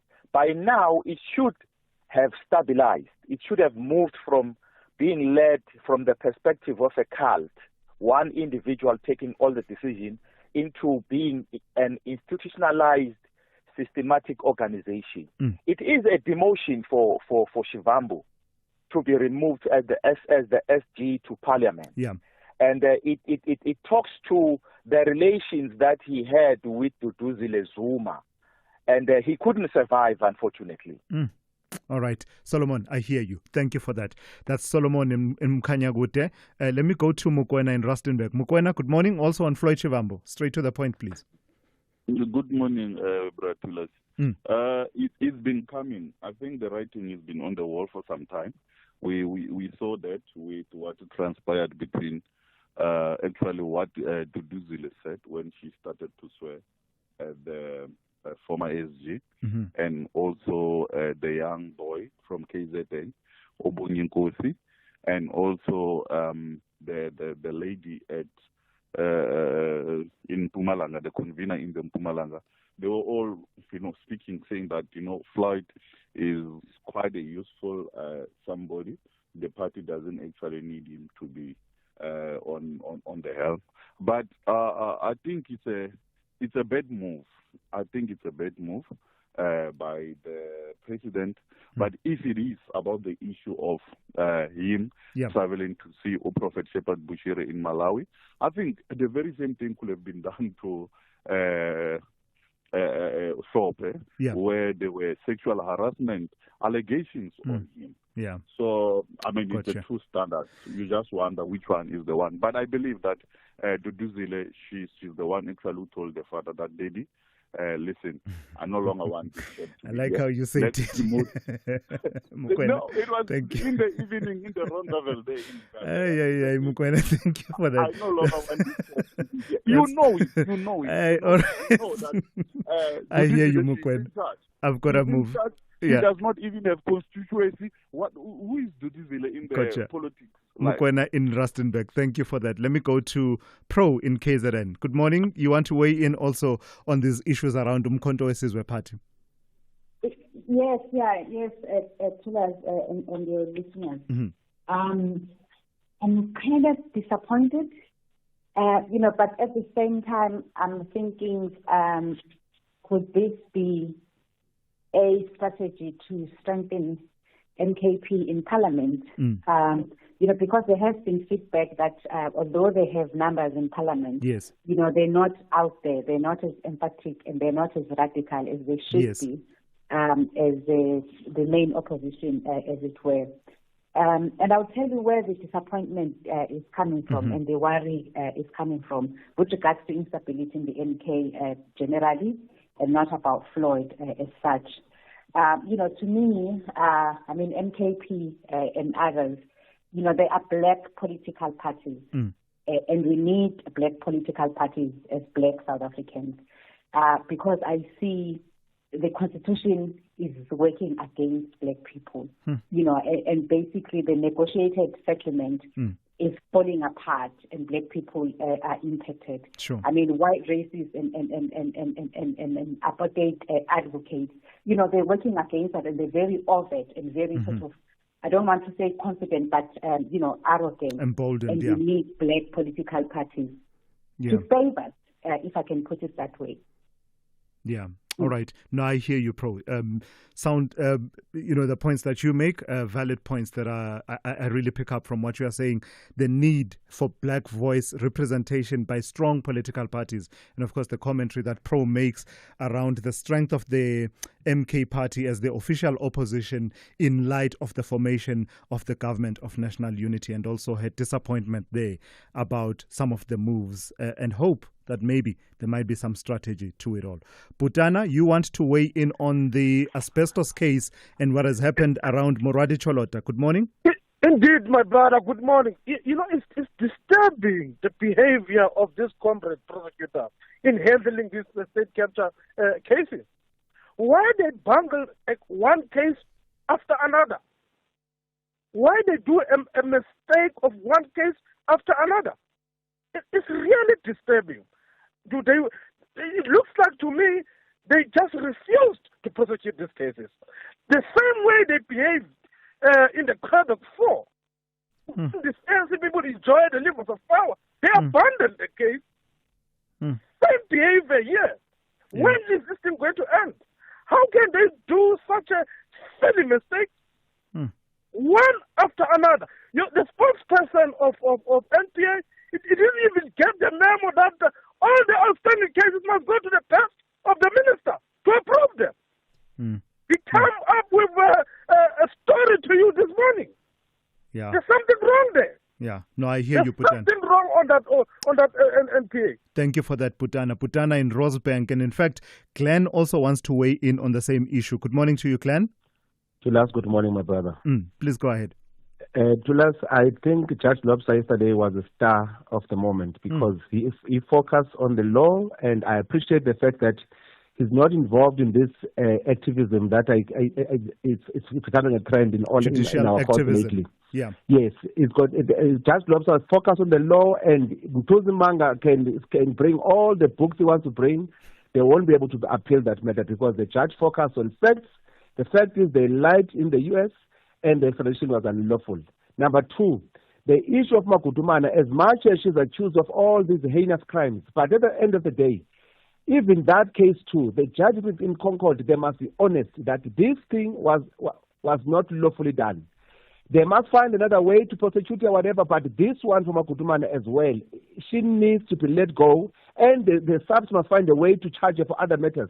But the fact that she was brought back from Tanzania illegally, this is becoming worrisome to me at Thulas, because our judges have gone rogue. I'm sorry to say that.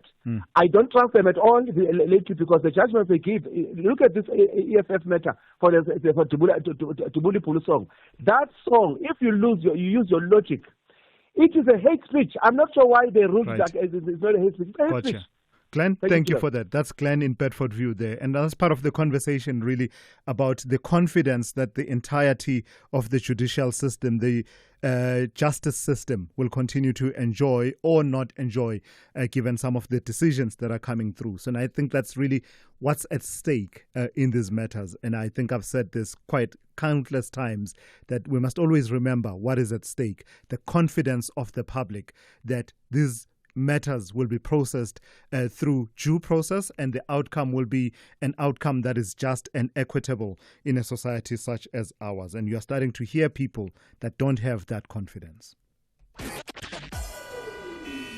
SAFM, guiding you through the rush hour traffic. Very good morning. Important if you're travelling just south of Mthatha down in the Eastern Cape area, the N2 is closed. There looks like a disturbance around Walter Sisulu University section. It's that area where the road is closed. There are burning tyres on the N2 national route, and there's some real heavy congestion as you sort of have to come off the N2 and backlog around some local routes just on that southern side of Mthatha. Some very disruptive traffic this morning. Joburg, the N1 North through Dipcliff interchange starting to ease up. The N3 is pretty heavy today between Germiston and Maclew all the way through. There's not many gaps there. The N14 Krugersdorp Highway is heavy. R55 Pretoria West up through Brockfontein all the way up to the John Foster exit. And there's some law enforcement activity causing problems on Shading Street, Thabo Sahumi at bottom end near the old Manhattan Hotel. You might want to just avoid that. It's all getting a little bit aggressive in that area is what we're hearing.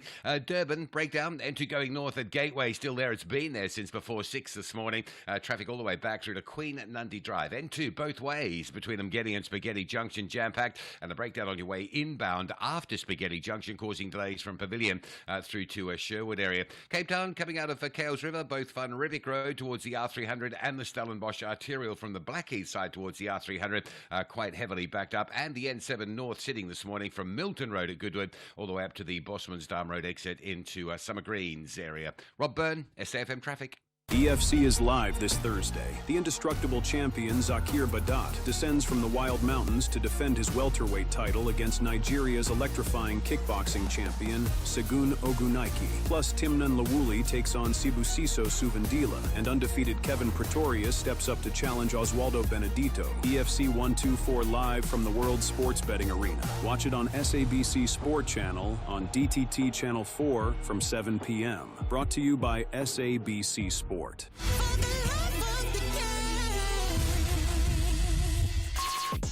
Call Thulasizwe now, 086 000 2032.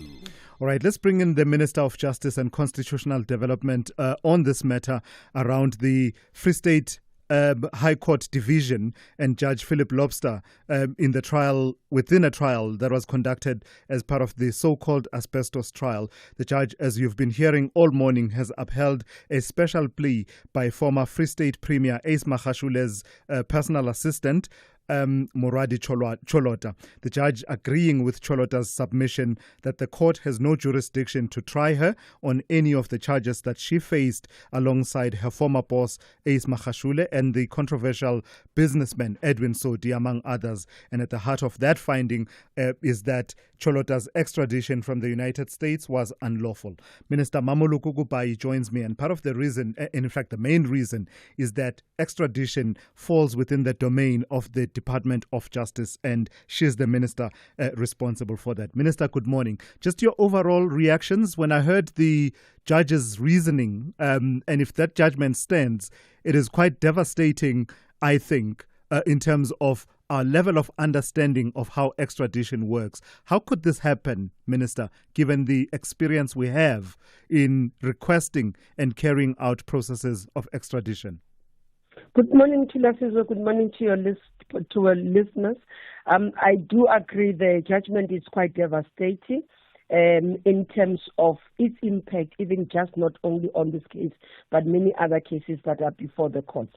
What the judge has raised is that, I just want to take you back, the issue of extradition.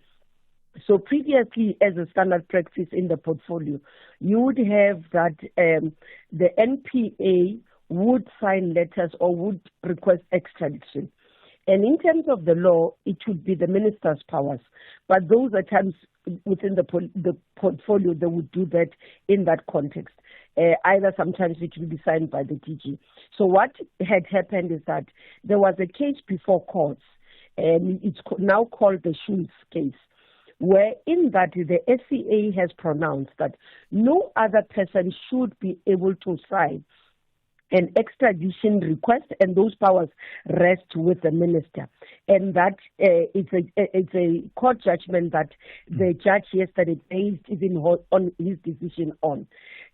With regards to that, then it means that what we needed to do as a portfolio with the Cholota matter, which started in 2019, and the extradition was before the courts almost around from 2020 and all those things. So what had happened is that with that, it means that we needed to take the judgment of the SCA, which happened 2 months before the court in the U.S. had the extradition. We needed to take that into the court, submit it through the NPA should have done that, submit it as part of new information to say, this is what a court in our jurisdiction has said, and therefore we are requesting to update the information. So that has not been done. So the judge has based on that. So the implication, Thulasizwe, just to say, is that all the other extradition cases that are currently running, they will be in jeopardy, and that's why I have to act as a minister immediately to rectify and remedy that. Minister, I'm sorry, I don't understand. I don't understand how there could have been any confusion or a deviation from the central role of the Minister of Justice. You look at the Extradition Act. When it talks about minister, even in the definitions, it says minister means Minister of Justice. You look at the extradition treaties, the one we signed with the United States in 1999, the person central to all of that is the Minister of Justice. So I don't know if there was ever a point of confusion about whether the NPA could do this themselves without asking the minister to actually front it in terms of submitting that request. If there was, I would say that there was an unwarranted confusion. Look, the issue and the explanation I received from the team, because this is before my time, the explanation I've received from the team is that this would be delegated. So minister would decide and say, I am delegating this responsibility to so and so to exercise. So as we say, we could interpret it and everybody will interpret. And they argue that that is subject to interpretation, that it couldn't be because in any way the primary powers are the minister, but the minister could decide how to exercise those powers. And it's until the Schultz case that literally said you can't actually delegate those powers. The minister must be able to exercise those powers directly. So that's why it would be, and we can argue that it shouldn't have been a confusion, and they will tell you about practice in the portfolio that it was done and it was never found to be a challenge until now, until it was taken through, like many other cases. So what we are doing, Thulasizwe, is that I've requested the team to give me all the extradition that had happened, because when I got into the portfolio, I have signed all those extraditions that have been before me. I signed that have happened from December 2024 until now. I have signed as the minister, so they are not in jeopardy.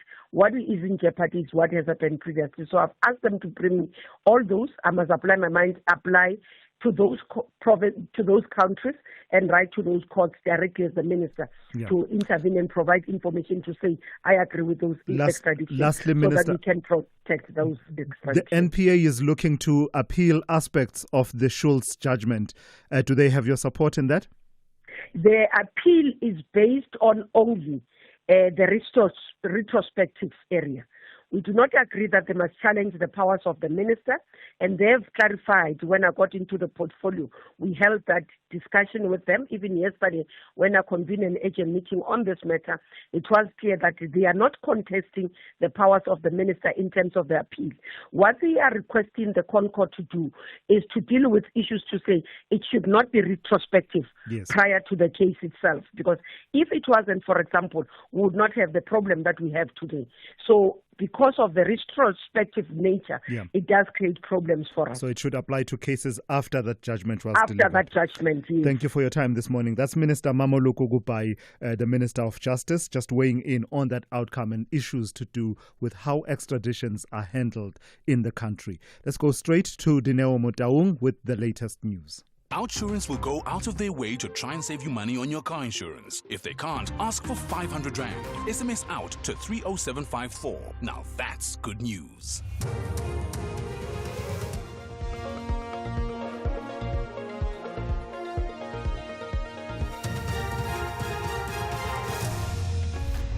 Thank you. Tula's top stories. Parliament reviews JSC appointments after Hlophe ruling, and Trump doubles US steel and aluminium tariffs to 50%.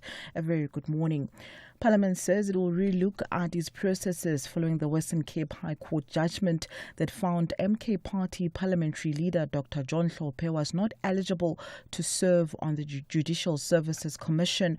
Hlophe, who's the former Western Cape High Court judge president, was found guilty of gross misconduct by the JSC and subsequently impeached by Parliament in 2024.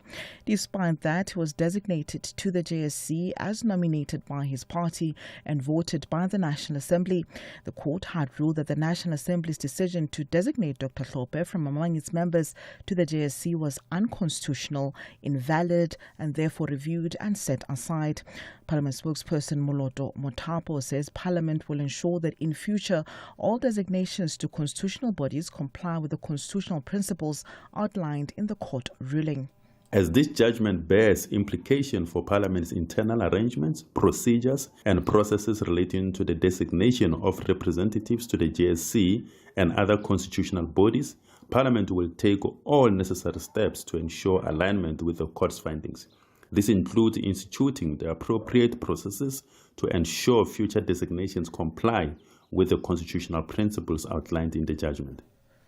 Justice Minister Mamoloko Gupai has instructed the NPA to provide all extradition requests that have been submitted but were not signed and authorized by the previous administration's minister. Gupai says this is to prevent any further challenges with cases before the court that involve the extradition of different individuals. This after the High Court in Bloemfontein ruled that the extradition of former Free State Premier's personal assistant Moradi Cholota from the US was unlawful.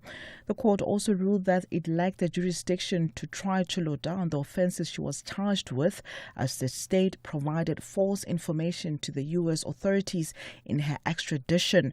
Gupai elaborates. As we go over within, as part of the judgment being written, reading through what is written, I think the NPA will be obligated to pronounce publicly the way forward and what this is implicated. From my side as the minister, I have emphasized the need for NPA to look at all the cases that we have before the court, to ensure that we have management of those cases, but also to ensure that the successful prosecution. Still in the course, the NPA says it welcomes the decision of the Western Cape High Court to dismiss the appeal of the convicted murderer Ese Tukawe, who was sentenced to life imprisonment for killing his partner in front of her toddler in 2022. NPA spokesperson Eric Ntabazalila says in April 2024, the Clan William Regional Court convicted Kawe for breach of a protection order that was issued on 26 July 2022, in which he was prohibited from assaulting, threatening, or verbally abusing the deceased Relebohile Nchipe. He was given a life sentence for stabbing the victim 19 times. The High Court found that the Regional Court did not make any errors in the sentencing of Kawe. In Gauteng, the Senzo Mayua murder trial is expected back in the High Court in Pretoria this morning. Yesterday, lead investigator Brigadier Volcanic denied that the accused number 1, Muzi Sibiya, was assaulted in his presence. Sibiya alleges that he was taken to different locations following his arrest where he was assaulted. The alleged assault in May 2022 subsequently led to the confession statement. Sibiya is among the 5 men on trial for the 2014 murder of the football star. The defense expressed disappointment that they could not be furnished with vehicle tracking data. Defense lawyer Charles Mnisi. Brigadier, do you then realize that the production of the AVL records of the motor vehicles that were involved in the arrest of accused number 1 would go a very long way in assisting this court to come to a just finding? Lastly, further afield, the U.S. President Donald Trump has signed an executive order doubling the U.S. import tax on steel and aluminium to 50%, further disrupting the global trade. The tariff will come into effect within hours. The White House said it marked the new golden age. The BBC's Michelle Fleury has the details. About a quarter of U.S. steel is imported, mostly from Canada and other close allies. But these higher tariffs won't necessarily hit foreign producers. If they decide to pass it on, US factories that rely on these imported metals could see costs rise too, which means higher prices for American businesses and consumers. Sounding the alarm, groups representing global aerospace companies and US airlines. They have warned that the new duties on imported commercial aircraft, jet engines and parts could put air safety and the supply chain at risk. Recapping the top story at 8, Parliament says it will relook at its processes following the Western Cape High Court judgment that found MK Party parliamentary leader Dr. John Hlophe was not eligible to serve on the Judicial Services Commission. Headlines at 8:30 for SFM News. I am Dinoma Daung. Those were the top stories for this hour. Don't miss out on a possible car insurance saving. SMS out to 30754 for a quote. Outsurance, where you always get something out. Have you heard the latest news? Vincent, a 40-year-old man, wanted to save money on his car insurance premium, so he got a quote from Outsurance. Vincent now saves a massive 990 Rand a month on his 2022 Ford Ranger 2.2 litre. Get a quote today. See how much Outsurance could save you on your car insurance. Call 086 00 60,000 or visit outsurance.co.za. You always get something out. A licensed insurer and FSP. T's, C's and information online. It's a very good morning to you in your SFM Sports Headlines. Soccer. It's Bafana coach Hugo Bruges building his team as he tests depth without the Mamelodi Sundowns stars. And we have cricket. The Proteas warm-up clash against Zimbabwe in the UK rained out on day 1. Details just before 8:30. SAFM, guiding you through the rush hour traffic. Top story, the protesting down in Mthatha, Walter Sisulu University. The N2 is closed in the vicinity of the university, so southern side of Mthatha. Big backlogs on the N2 and very heavy congestion on local routes as you loop around the burning tyres and that closure of the N2. Joburg this morning, N3 is pretty heavy from Cement Factory all the way through to Buccleuch. No gaps in that traffic really all the way up. The R21 is heavier than you might be expecting, leaving the airport en route towards the Bobsfontein exit into the roadworks there. And Cape Town still busy coming out of Kales River this morning. R300 has problems accessing it off Van Riebeek Road. That's heavy from sort of central Kales River and the opposite end of the area, Stellenbosch Arterial from Blackie through to the R300. That's heavy. And right in the middle of those two jams, you've got Noynsfontein Road, which is jamming up quite heavily as well. M3 looking okay coming up from Wynberg Hill. You'll hit some delays though from Rhodes Drive through Newlands, passing UCT all the way to Hospital Bend. Rob Byrne, SAFM Traffic.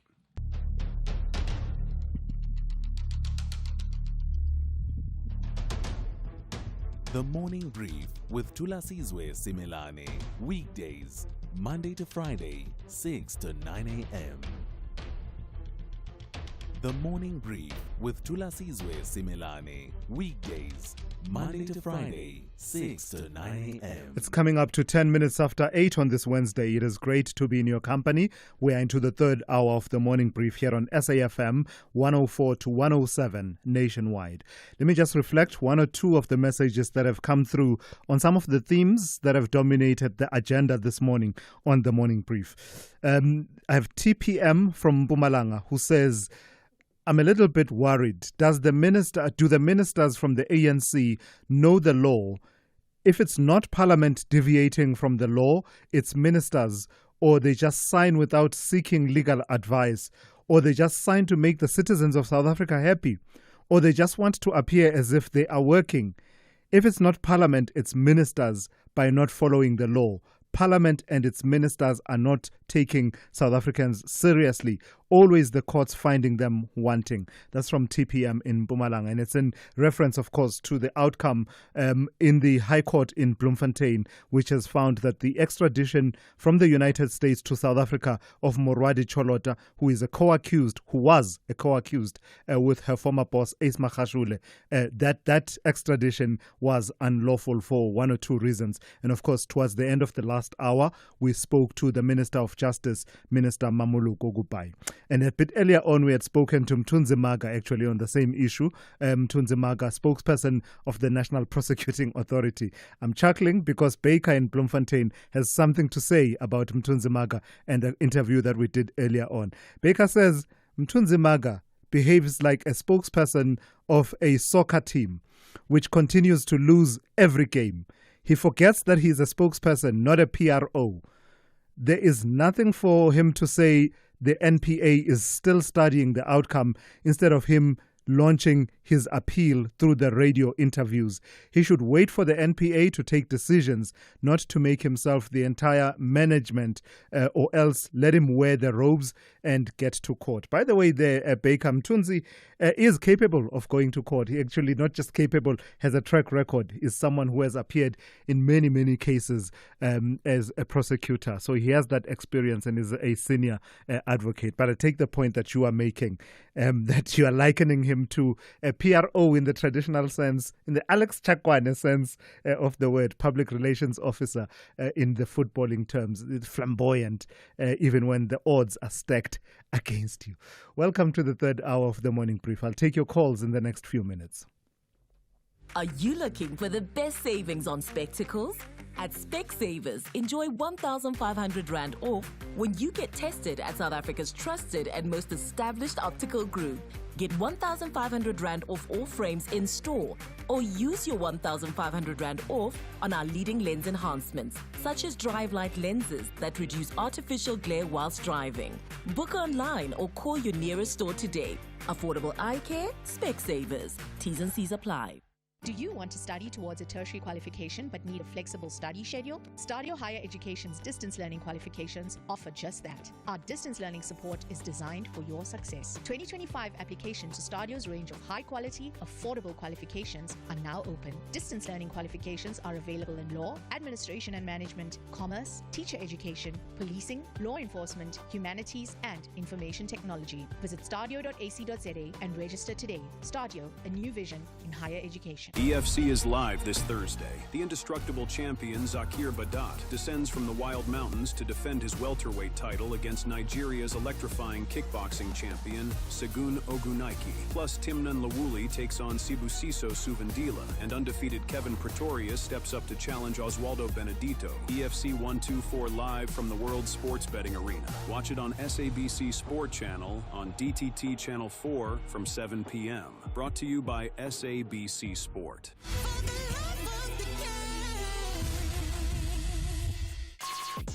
Call Thulasizwe now, 086 000 2032. Yeah, let's do exactly that. Let's start with Nhlanhla in KZN. My brother, I thought you had abandoned me. Oh, no, it's not brother. Talk to me about the constitutional review. My brother, on the Constitution, we've got access of information, Section 32, and that section was cemented by Cyril Ramaphosa when he was still a Secretary General in CODESA negotiations, where he had even proposed in his words that broadcasting service is committed to providing full and accurate information to South Africans, which is also cemented in Chapter 10 of the Constitution. Transparency must be provided through providing the public with accurate, accessible, and information. Yeah. The thing on a constitutional review, we're never told in time to make submissions. Yeah. We're only told when it was about to be a closing date. Yeah. So this constitutional review, it was done privately. It's like they're privatizing our democracy. Sure. It's not fair, and we're busy talking about upholding the constitution, and even if the year is coming, we must uphold the constitution, but they're busy violating the same constitution. Gotcha. Thank you for that. That is Nhlanhla in KZN there. Talking about the constitutional review process. In fact, we do need to revisit it. Talking about the lack of publicity around it. And I think it's a fair point. I really think it's a fair point. I don't believe there was enough publicity for people to know, take part in this process, and that it is annual, that there's an annual review of the Constitution. If you were to do a quick poll, I wonder how many people would say, I knew about it 10 weeks ago or something like that, and I had enough time to make my inputs. That's an important point that Nhlanhla is making there. Saxon in Tshwane, you want to weigh in on the Portfolio Committee on Sports in Parliament. Thulas, how are you, my brother? Very well, how are you? Please go ahead. I'm all right. Thulas, look, man. I'm not sure if you watched the Portfolio Committee on Sports yesterday. Thulas, it's quite... Yeah, Thulas, it's quite embarrassing, when you watch that Portfolio Committee parliamentarians asking the SAFA management about the difference between the national team of Bafana Bafana and the under-20 team that won the Africa Cup of Nations. Yeah. I'm not sure if you saw that, because there was a question that was posed to say that how much does the two coaches from the under-20 and Bafana Bafana earn? It's a way big difference. And you look at the under-20.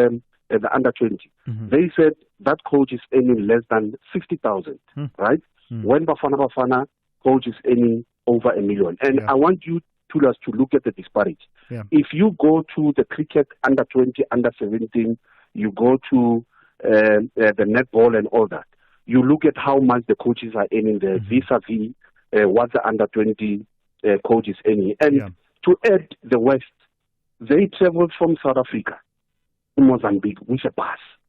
But Thulas, it can't be correct. Sure. Thulas, how are we going to, have the best team that would compete against the European countries in this country when our own SAFA treats our very own people like this? Absolutely, just not good enough. Saxon, thank you for that. There's something to be said for one's experience, earning them the money that they're supposed to earn, right, with experience and achievements. But when the disparity is as bad as was described and what Saxon is talking about, you start having a different conversation, especially when the person who's paid so lowly is actually delivering and you are seeing the results. This is not an indictment on the highly paid person, but it's just objectively the other person is also delivering. And do they warrant that kind of treatment, that disparity, should it exist? That is the question. Let me take one or two voice notes, one on the extradition processes as they've come under the spotlight, and also the goings on in the MK party. Good morning, SAFM listeners. Thulasizwe, can you please also ask the NPA why they provided false information on this extradition matter? Can you please ask that question? Why they provided false information? Because I think that also needs a clarity. Yeah. This is Maheta Mdeni Msasangeni. Maheta, thank you for that. So part of the reason I didn't raise that frontally is that in the end, when the judge was delivering his judgment, the allegation that the NPA provided false information did not feature in him explaining his reasoning. He cited it and quoted it as was framed by Moradi Cholota's legal team, but in the end, that was not the reason for his judgment. The reason for his judgment is that the wrong official led the extradition process, being the Director of Public Prosecutions in the Free State as opposed to the Minister of Justice. The other disturbing aspect that the NPA spoke to was that there were charges that, in terms of the order coming out of the US, there was a ruling that said, we are extraditing this woman on these charges, but not on the charges 1, 2, 7, and 8. So those were excluded on the US side, only for prosecutors to come this side and then add them on to the indictment, which Mthunzi Maga spoke to and acknowledged that it was oversight on their part. But that's the element that didn't sit so well with the judge as well. Good morning, SM. We are calling for accountability, ensuring that our leaders adhere to the party's constitution, to maintain trust, to also maintain integrity. I must say it was a very, very good call and a smart call by Thulasizwe Simelane from Moy River in KZN. All right, Bonga, thank you for that. We'll take more of your calls and your WhatsApp voice notes a bit later on. What does extraordinary mean to you? Is it enabling world-class healthcare through telemedicine? Or empowering the delivery of water and electricity through smart meters?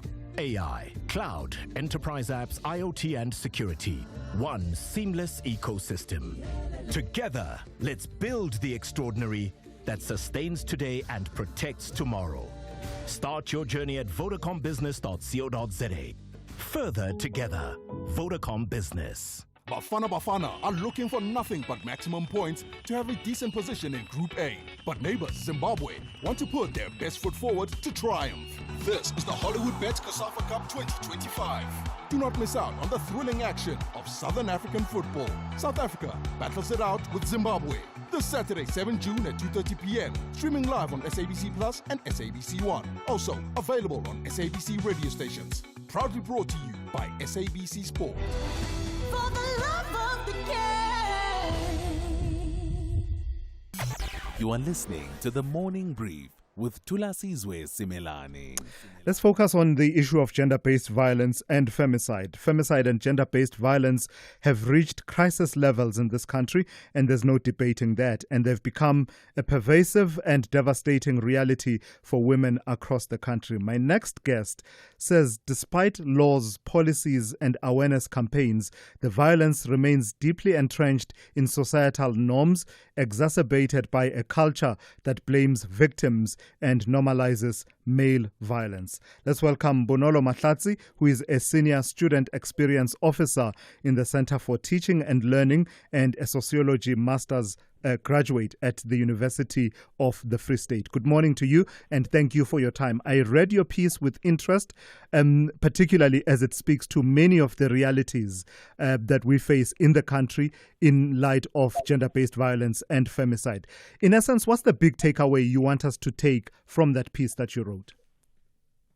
Good morning to you and the listeners. Thank you very much for the opportunity this morning to come and share some of my reflections. What I want to start off by saying is that, in South Africa, we must understand that, our society is faced with all these problems due to the multi-layered and combination of historical, economic, and cultural reasons.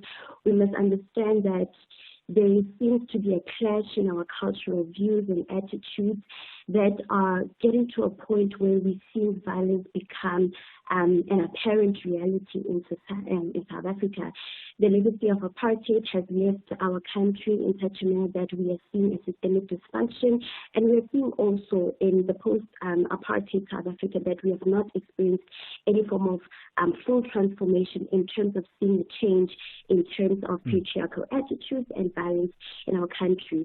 And I wanted also South Africa to reflect reflect on the engagement on social media in terms of victim blaming and the danger it causes. In fact, say a bit more about that. That's been a key issue that has been raised sharply in the wake of Olorato Mongale's murder. That there are certain narratives that come through on social media that sort of speak to the normalization of violence against women, and also then makes the responsibility to be on women to, in a way, avoid, quote unquote, avoid being victims. Indeed. It's mainly because our societal values in South Africa, I think they've become so diminished that owing to the diverse perspectives that we find, the persistent inequalities, it's so easy to, place the blame on the victims and not the perpetrators. It's important that we reflect on that, because we cannot affect someone who's already in pain, right? Why is it that we must always think of the perpetrators, and, we must also, bring to the table the psychological reasons for their behavior? Are these people that are committing these inhumane activities, do they feel a sense of isolation in society? Do they feel like they don't belong? Are they, feeling as though they are alienated to a point where for them to seek help is to cause pain? Those are some of the thoughts that I had. And Bonolo, you then reflect on the frameworks and policies and campaigns, awareness campaigns that usually get resuscitated and revived whenever there's an incident that has shocked the nation.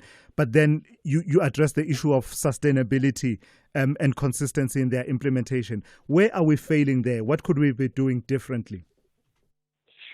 Where are we failing is that we are not having reflective moments as a country, to assess how far have we come in terms of addressing these issues. We don't have moments where we, bring government to account. For instance, when I say this, I think of the National Strategic Plan and GBV that is fairly new and was adopted in 2020. We haven't had a moment where we interrogate that document to say, yes, these are all the things that were intended to be achieved, but there are also shortcomings with the document. Why is it that we are only acknowledging, that there are implementation issues, there are capacity issues? Because I'd like to think that it's almost inexcusable to say that here's a document that plans to address these, yet we have not come to any point. And I think it's important that in terms of addressing that challenge, I don't think it's the government only are responsible for addressing this. We need a multi-layered approach where we look at government-based strategies and confront the pervasive issues where they sort of intersect, right? We need to look at where crime, poverty, and unemployment intersect to a point where it results in violence against women. And then we move over to tackling the frustration that currently exists among people so that we can exacerbate the violence that is pervasive. Yeah. We also need to strengthen the social support systems, right?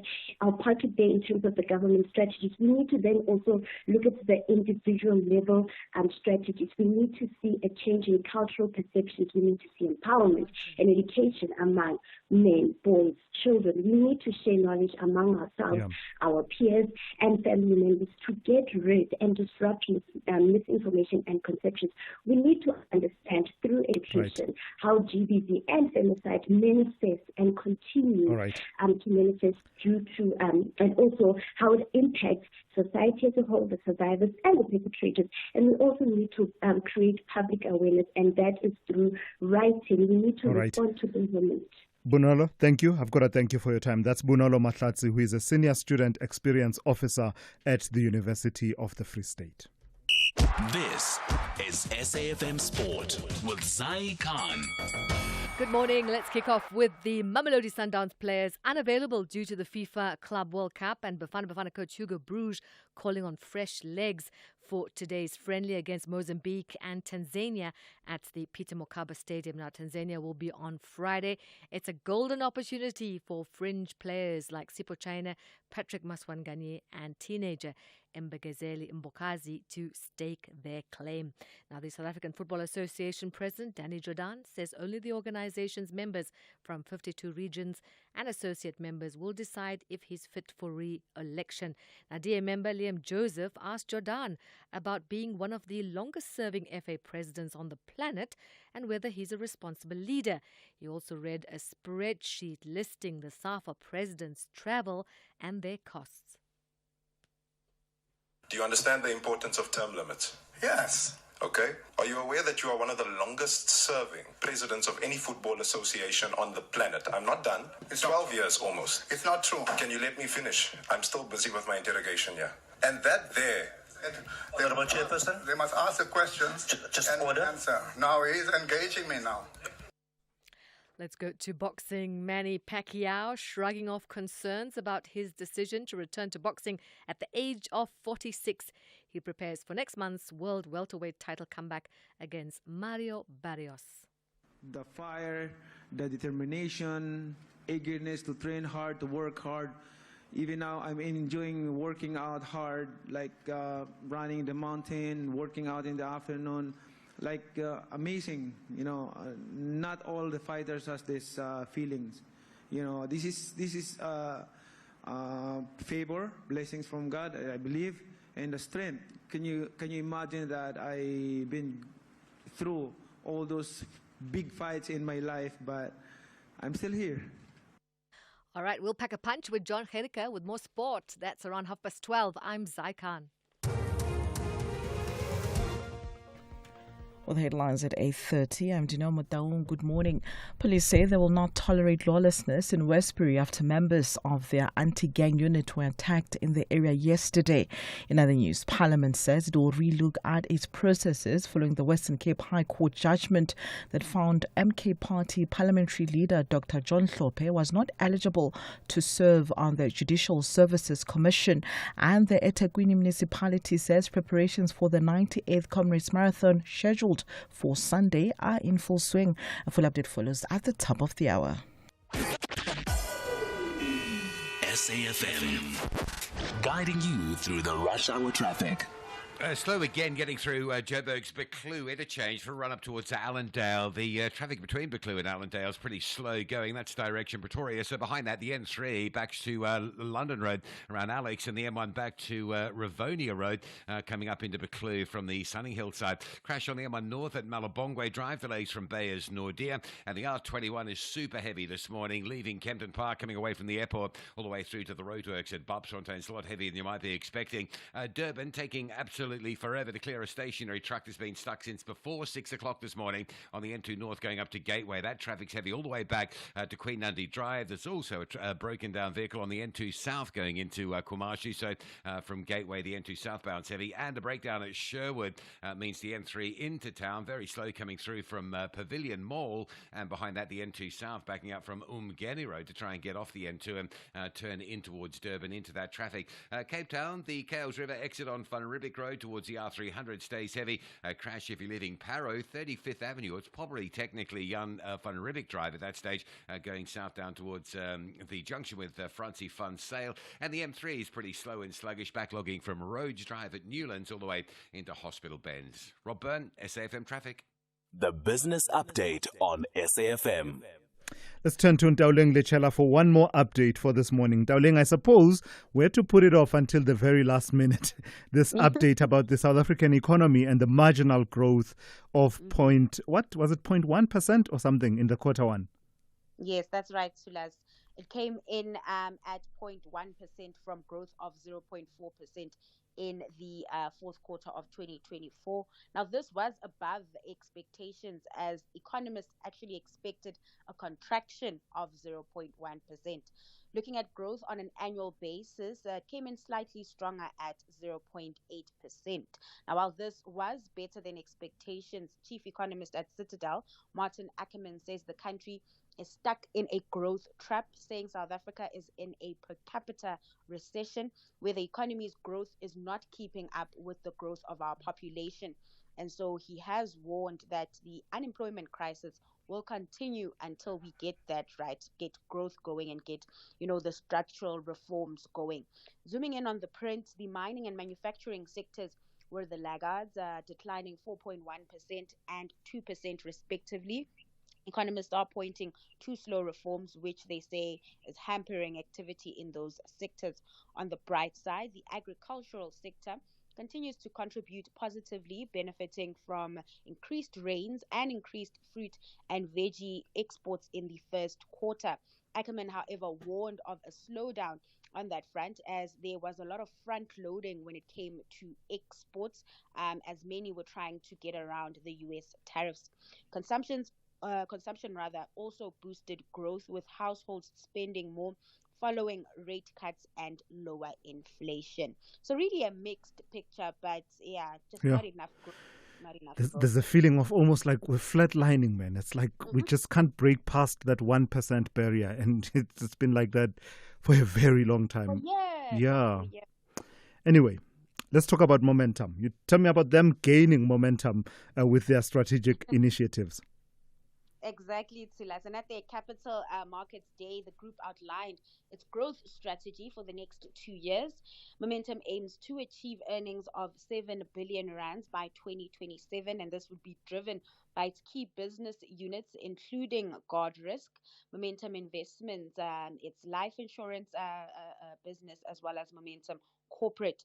Momentum has partnered with large churches in Southern Africa, like the Nazareth Baptist Church, also known as the Shembe Church, to offer customized funeral insurance products. It says these offerings are tailored to the church members' cultural and religious needs. Company CEO Jeanette Morea says this partnership that was launched last year is expected to tap into the church's estimated 8 million members and create a new revenue stream for the company.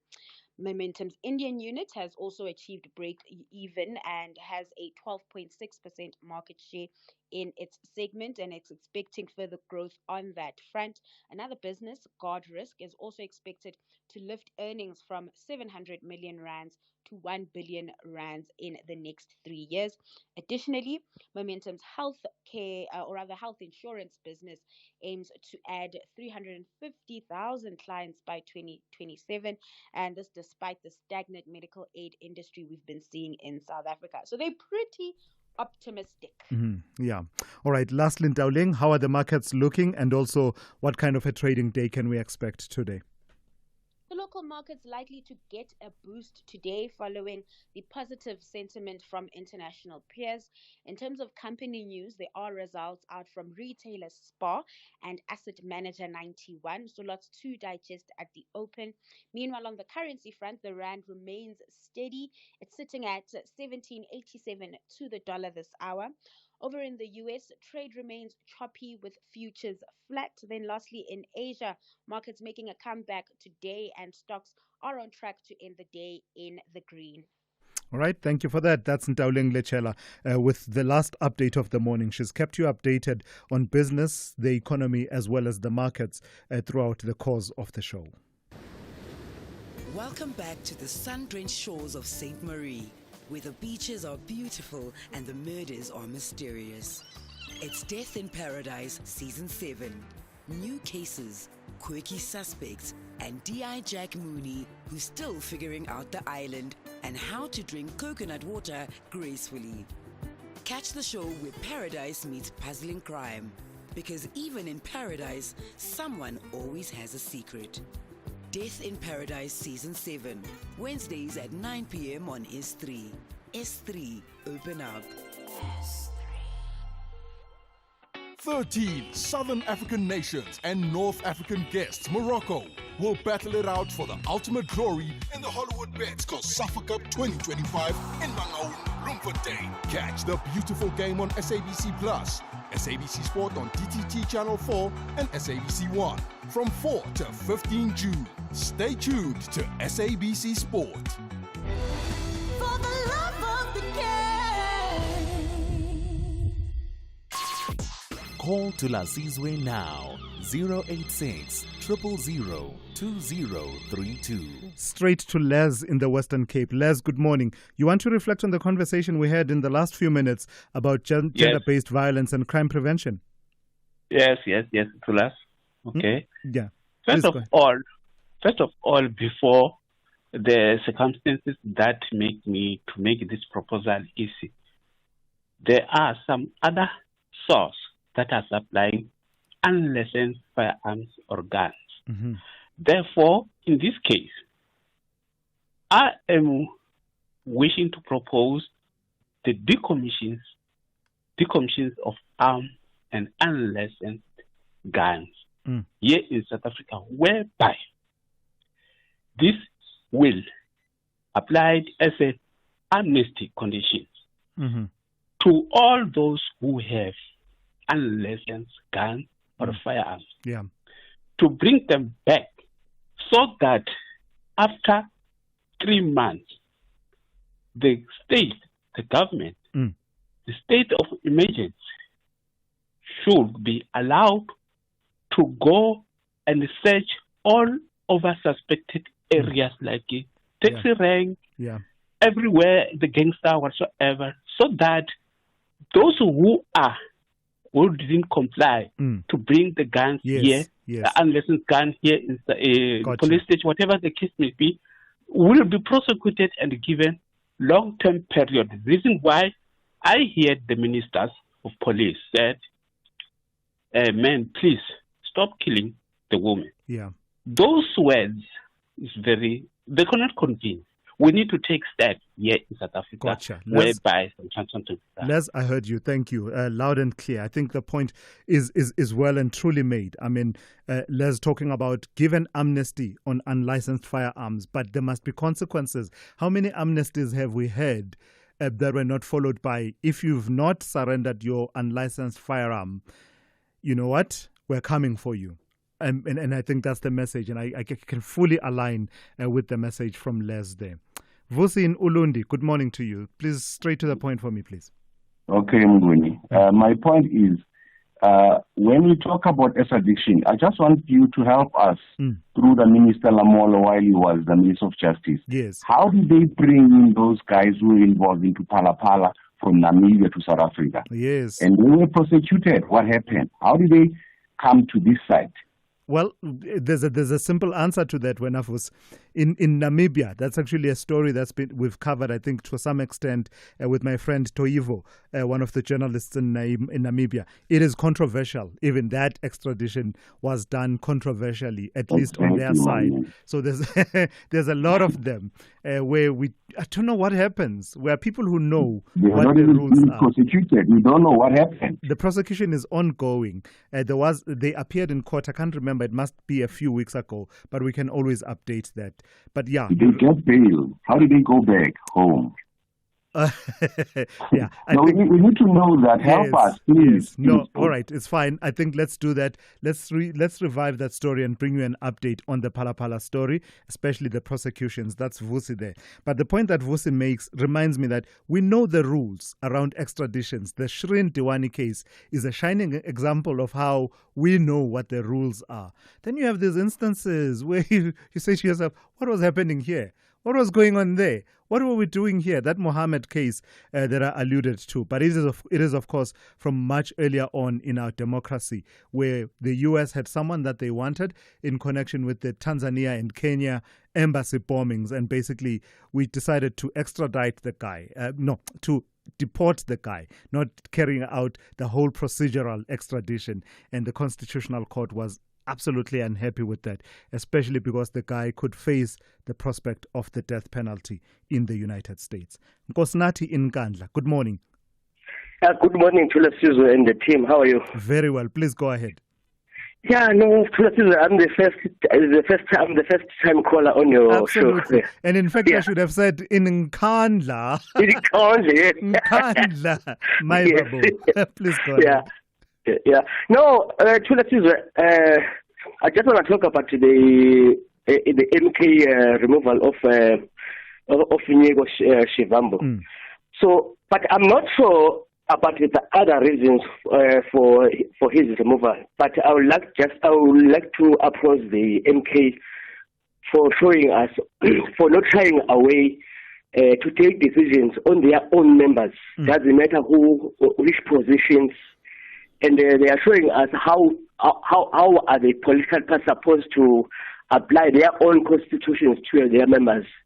So that's the one thing I just want to applaud the MK. Does it sit well with you, though, Nkosnati, that we didn't hear of a disciplinary hearing where charges were proffered against him. It was just considered by the national officials, and an outcome came through from it. Is that okay with you? Does it sit well with you? Yeah, but there are other things that we don't have to follow it, or especially our but we know that they do follow. There are some other projects inside. There are inside projects, but what I'm happy about is that they are able, so that we can see, like, they don't protect each other, because that's where we are, because the political parties they protect their own name and protect, instead of taking decisions which will not going, because decisions the political parties take, they affect us a lot. So that's what we need only. All right, Nkosinathi, I hear you. That's Nkosinathi in Nkandla weighing in there on those matters. Let me take one or two voice notes and then continue with the calls. Good morning to you and your listeners. Grant from the Free State. Extradition has been carrying on for so many years. It is unbelievable that the idiots that handle this cannot even fill in the correct documentation. How on earth can we get people prosecuted if they can't even do the paperwork correctly? This is such an embarrassment once again. Yeah, I get the point you're making, Grant, but as you will know if you listen to the show, I'm not a fan of calling people names and calling people idiots and things like those. It just feels like, to me, it feels like you can make the point and make it strongly without resorting to that. But the point you are making is exactly what I was asking the minister about, to say we have experience, we've done this before. How are we uncertain about who is the rightful authority to apply for extradition at this point in time in our democratic journey? And that point I absolutely take. Morning, Tula. Volcanic is right. Volcanic is right. This is a masterstroke by Floyd. Yeah? No, Jacob Zuma and John Schlope, they're old, man. They must go to the grazing field. The future of the MK party is Floyd Shivambu. No, man, he's going to be the next president. Yeah. Yeah, boy, yes. Anonymous. Thank you, Anonymous. But then it would mean the master stroke is not from Floyd himself. It is from those people that you are saying are old, your Jacob Zumas, your John Lopez, because they're the ones who've taken the decision to say he must go to parliament. So if you follow that line of reasoning that says watch this space, in the next few years, he will be the presidential candidate of the MK party. It would mean it's actually the old man who are making that master stroke. Let me go to Joseph in Queenstown. Good morning to you, Joseph. You want to talk about spaza shops? Straight to the point for me, please. Yes. How are you, man? Very well. Please go ahead. Thulasizwe, yesterday I listened to that lady for the tax shops, for the funding. Yes. And then that condition is too tough. Tell me, just if you start your small business, how can they don't. I think they don't support the supermarket. They support a small business. Yes. How can you have the structure with a plan? And then they must say, no, man, how many containers in your townships? Containers, container is not a permanent structure. How can you? I've got machine there. I produce my own bread. I was trying to make a lot of bread and supply this Somalian tax shop. Now I do for only my shop. I produce my own shop, and you even have my son there. I'm a subscriber. My son is there, is busy. So it means that money is not for us; it's for them and their family. How can you put so a strictly condition? Which means it's like this 350. Once you give you about 1,000 rand next month, you never get that money. Yeah, gotcha. It's for them. Joseph, I hear don't you. Even try. Let me engage you a bit, Joseph. Let me engage you a bit, Joseph. Joseph, let me engage you a bit. Remember when there were these deaths of children having eaten snacks bought at spaza shops? The main cry among many South Africans was, say, it's because these spaza shops are not regulated. They don't have to adhere to any regulations for around health and safety, the handling of food, etc., etc. Do you not understand this requirement of access to this funding to be linked to that, to say we've got to get these spaza shops to be compliant one way or another with the bylaws? My brother, I'm just asking if you start your small business. My tuck shop is it's a stop nonsense, not permanent structure. A stop nonsense. It's a lot of rooms there. Maybe the stop nonsense price there is nice. You paint it inside. You are start. It's not supermarket. It's at my yard. Yeah. Like old gogos. If you clean, it's not going to cook with the thing. The stop nonsense. I place it. I paint it. What do you need? Yeah, I gotcha. must build a permanent structure with the bricks. I haven't got money. I try to my son because that's no job. All right. I must put something on the table. He Joseph? must help me to feed the air. Thank you, Joseph. That's Joseph in Queenstown there, talking to the regulatory hurdles before you can access that 500 million rand Spaza Shop support fund that is out, that people are applying for. We spoke about that yesterday. Mngomezulu, is it Mngomezulu Dlagadla in KZN? Talk to me about Floyd Shivambu. Good morning. Morning, how are you? Very well, how are you? And it's my first time to be live. Welcome. The short time. I want to talk about the removal of SG Floyd Shivambu from the MK.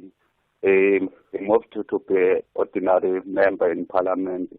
Before, when he was in FF, he was a chief whip. I don't see him staying a long time in the MK party. I say it a tribalism. You think so? Yes. It's got nothing to do with any other issues, maybe the difficult relationships with some influential people within MK. You suspect there's tribalism?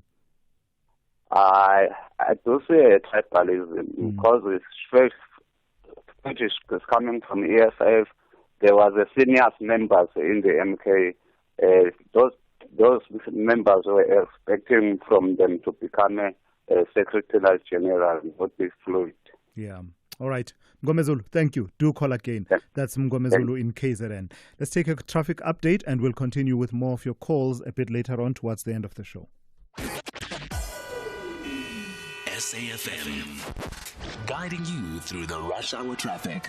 A reminder about the protesting that erupted just south of Mthatha this morning. This is at the Walter Sisulu University, burning tyres, closing down the N2. So from sort of Fort Gate through towards the university, Southridge area, it is all shut. Complete closure of the N2. Motorists are looping around the back of the university or taking alternative routes up and clogging up the R61 alternative route that comes into Mthatha from the west. So it's just a lot of heavy congestion. If you don't fancy that or the unrest, maybe a good idea just to postpone travel this morning and to have it go a little bit later, perhaps when the road has been reopened and the obstructions cleared. Coming into Pretoria, Nanasita has been badly backed up, or SKM Pathway, I beg your pardon, towards Nanasita has been heavily backed up entering the CBD. There's still quite a big delay to work through from as far back as Marabastad area. Delays getting up through Buccleuch interchange again this morning, very slow on your way towards Allendale. That means the N3 is queuing from Alex and the N1 from Sunninghill to get through Buccleuch and to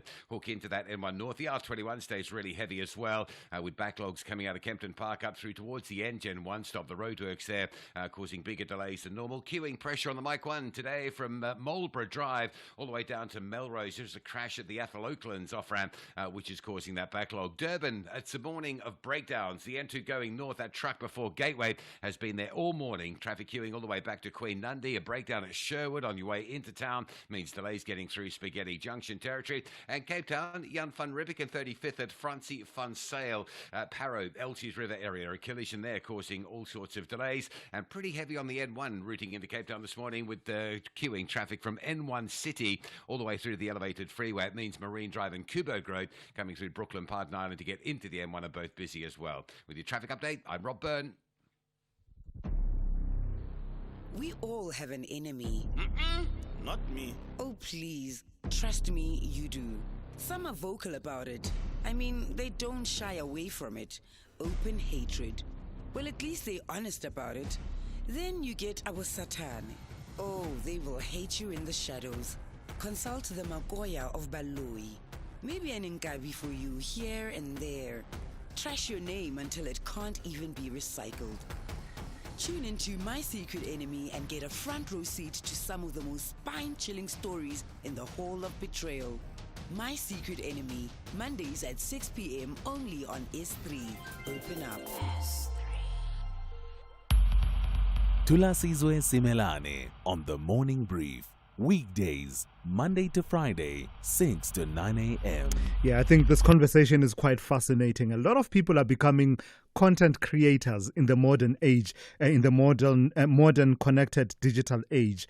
The country's creative industries are shining. I mean, we say that they are rich in talent, but often lack access to legal literacy, business infrastructure, and monetization strategies. Monetization, that's the new word. Well, the Lawyers for the Arts South Africa, that's LASA, they're having this IP commercialization workshop which aims to address the gap that exists by offering creatives from all provinces an opportunity to gain expert guidance on intellectual property, a topic frequently misunderstood or overlooked, especially by emerging artists and filmmakers, as well as, the emerging creative industries. So let's speak to Refuwe Thubela, who is a board member and chief legal officer, also an admitted attorney from Lawyers for the Arts South Africa, LASA. Good morning to you, Refuwe, and thank you for your time. Tell me about this workshop. Who is it intended to benefit, and what gap is it aiming to plug? Good morning, Thulasizwe. Thank you for welcoming me to your show, and I'd also just like to greet your listeners as well. The name of the workshop is called IP Commercialization for Filmmakers. And as the name, speaks for itself, Thulasizwe, the whole idea behind the workshop is to shift away the focus slightly from intellectual property just as a standalone, right, but now to also give, creatives more insight on how they can be able to monetize or commercialize their creative works, as you've mentioned. So our idea of conducting this workshop was precisely that we've identified that, there isn't a better time at this current, moment in our lifetime that, the world is becoming into one. We've seen South African films playing on Netflix, Showmax, and all over the world. So I think it's important for filmmakers, to be able to, better represent themselves when they are in these discussions. And a lot of the times, these negotiations go with legalities because that's how essentially, the deals get concluded. So it's for everyone really in the value chain, from script writers, directors, producers, and the like. So as you mentioned, value chain, it often appears to me, Refuwe, that the conversation is lost about intellectual property somewhere in the value chain, about who owns intellectual property, from the creatives, the script writers, the directors, and others, all the way to the big multinationals and other companies that come in and put in the money. Is that where you see the gaps and misconceptions about IP in the industry? Definitely. From what I've gathered, and this is obviously through a lot of consultations and interactions with my clients, I've noticed that a lot of them do understand, and they're quite, privy of what their rights are. So they know what copyright is, and they know what regulates copyright, which is the Copyright Act. But a lot of them, when it now comes to contracting 101, they don't necessarily know how to. And for obvious reasons, private, legal access is quite expensive. So a lot of the times creatives tend to shy away from, accessing, lawyers who actually practice copyright or who are entertainment lawyers. And then a lot of the times they get into these agreements without consulting or without even going in these negotiations with, the representatives. And that's where now things go bad, because then they lose their IP. Because a lot of the times, these black and whites, they don't really know how to interpret them the way that someone with an educated eye and someone with a legal mind will be able to say, hey, they're actually saying that you're actually assigning over your rights or you're transferring over your IP. So you're going to lose your IP.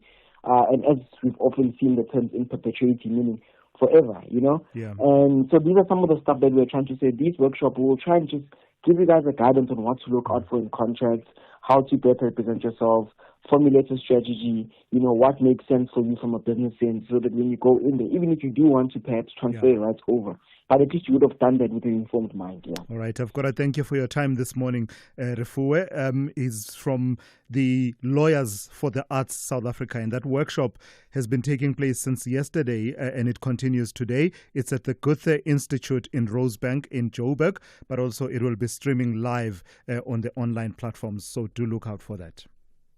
Okay. All right, before I go, I wanted to leave you with this, just a reflection of someone about the conversations that you and I have on a daily basis, which I must say I always look forward to. So let's listen to what this person has to say. Morning, Tulas. Great show as usual. I really appreciate listening to SAFM every morning. I appreciate your choice of words. And each morning it's like a new vocabulary lesson for me. And the word of today that I learned today is vociferous. Have a good one. Thank you so much for always keeping us informed. Okay, I didn't foresee that last part, but thank you for that. But I must say, I also learned quite a lot from the engagements with many of the people, with all the people that we engage with. All of your calls, you weighing in on these conversations, they give me a fresh perspective. That's why I always look forward to these mornings. But having said that, that's how we come to the end of today's edition of the Morning Brief. The Talking Point with Kethi Motlatlana coming up immediately after the news with Dineo Motaung.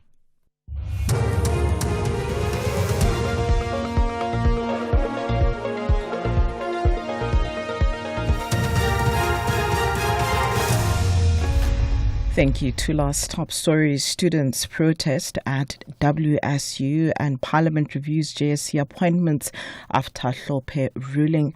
A very good morning. Traffic has been disrupted on the N2 road in Mthatha, Eastern Cape due to a student protest. Walter Sisulu students at Nelson Mandela Drive campus have barricaded the road with burning tires, preventing access into the campus. It is not clear what the protest is about at this stage. However, it comes after the university manager, Manilisi Mambani, who's facing murder, attempted murder and possession of unlicensed firearm, was granted a 10,000 rand bail by the Mthatha Magistrates Court. There is a confrontation between students and police as they're trying to disperse them with rubber bullets.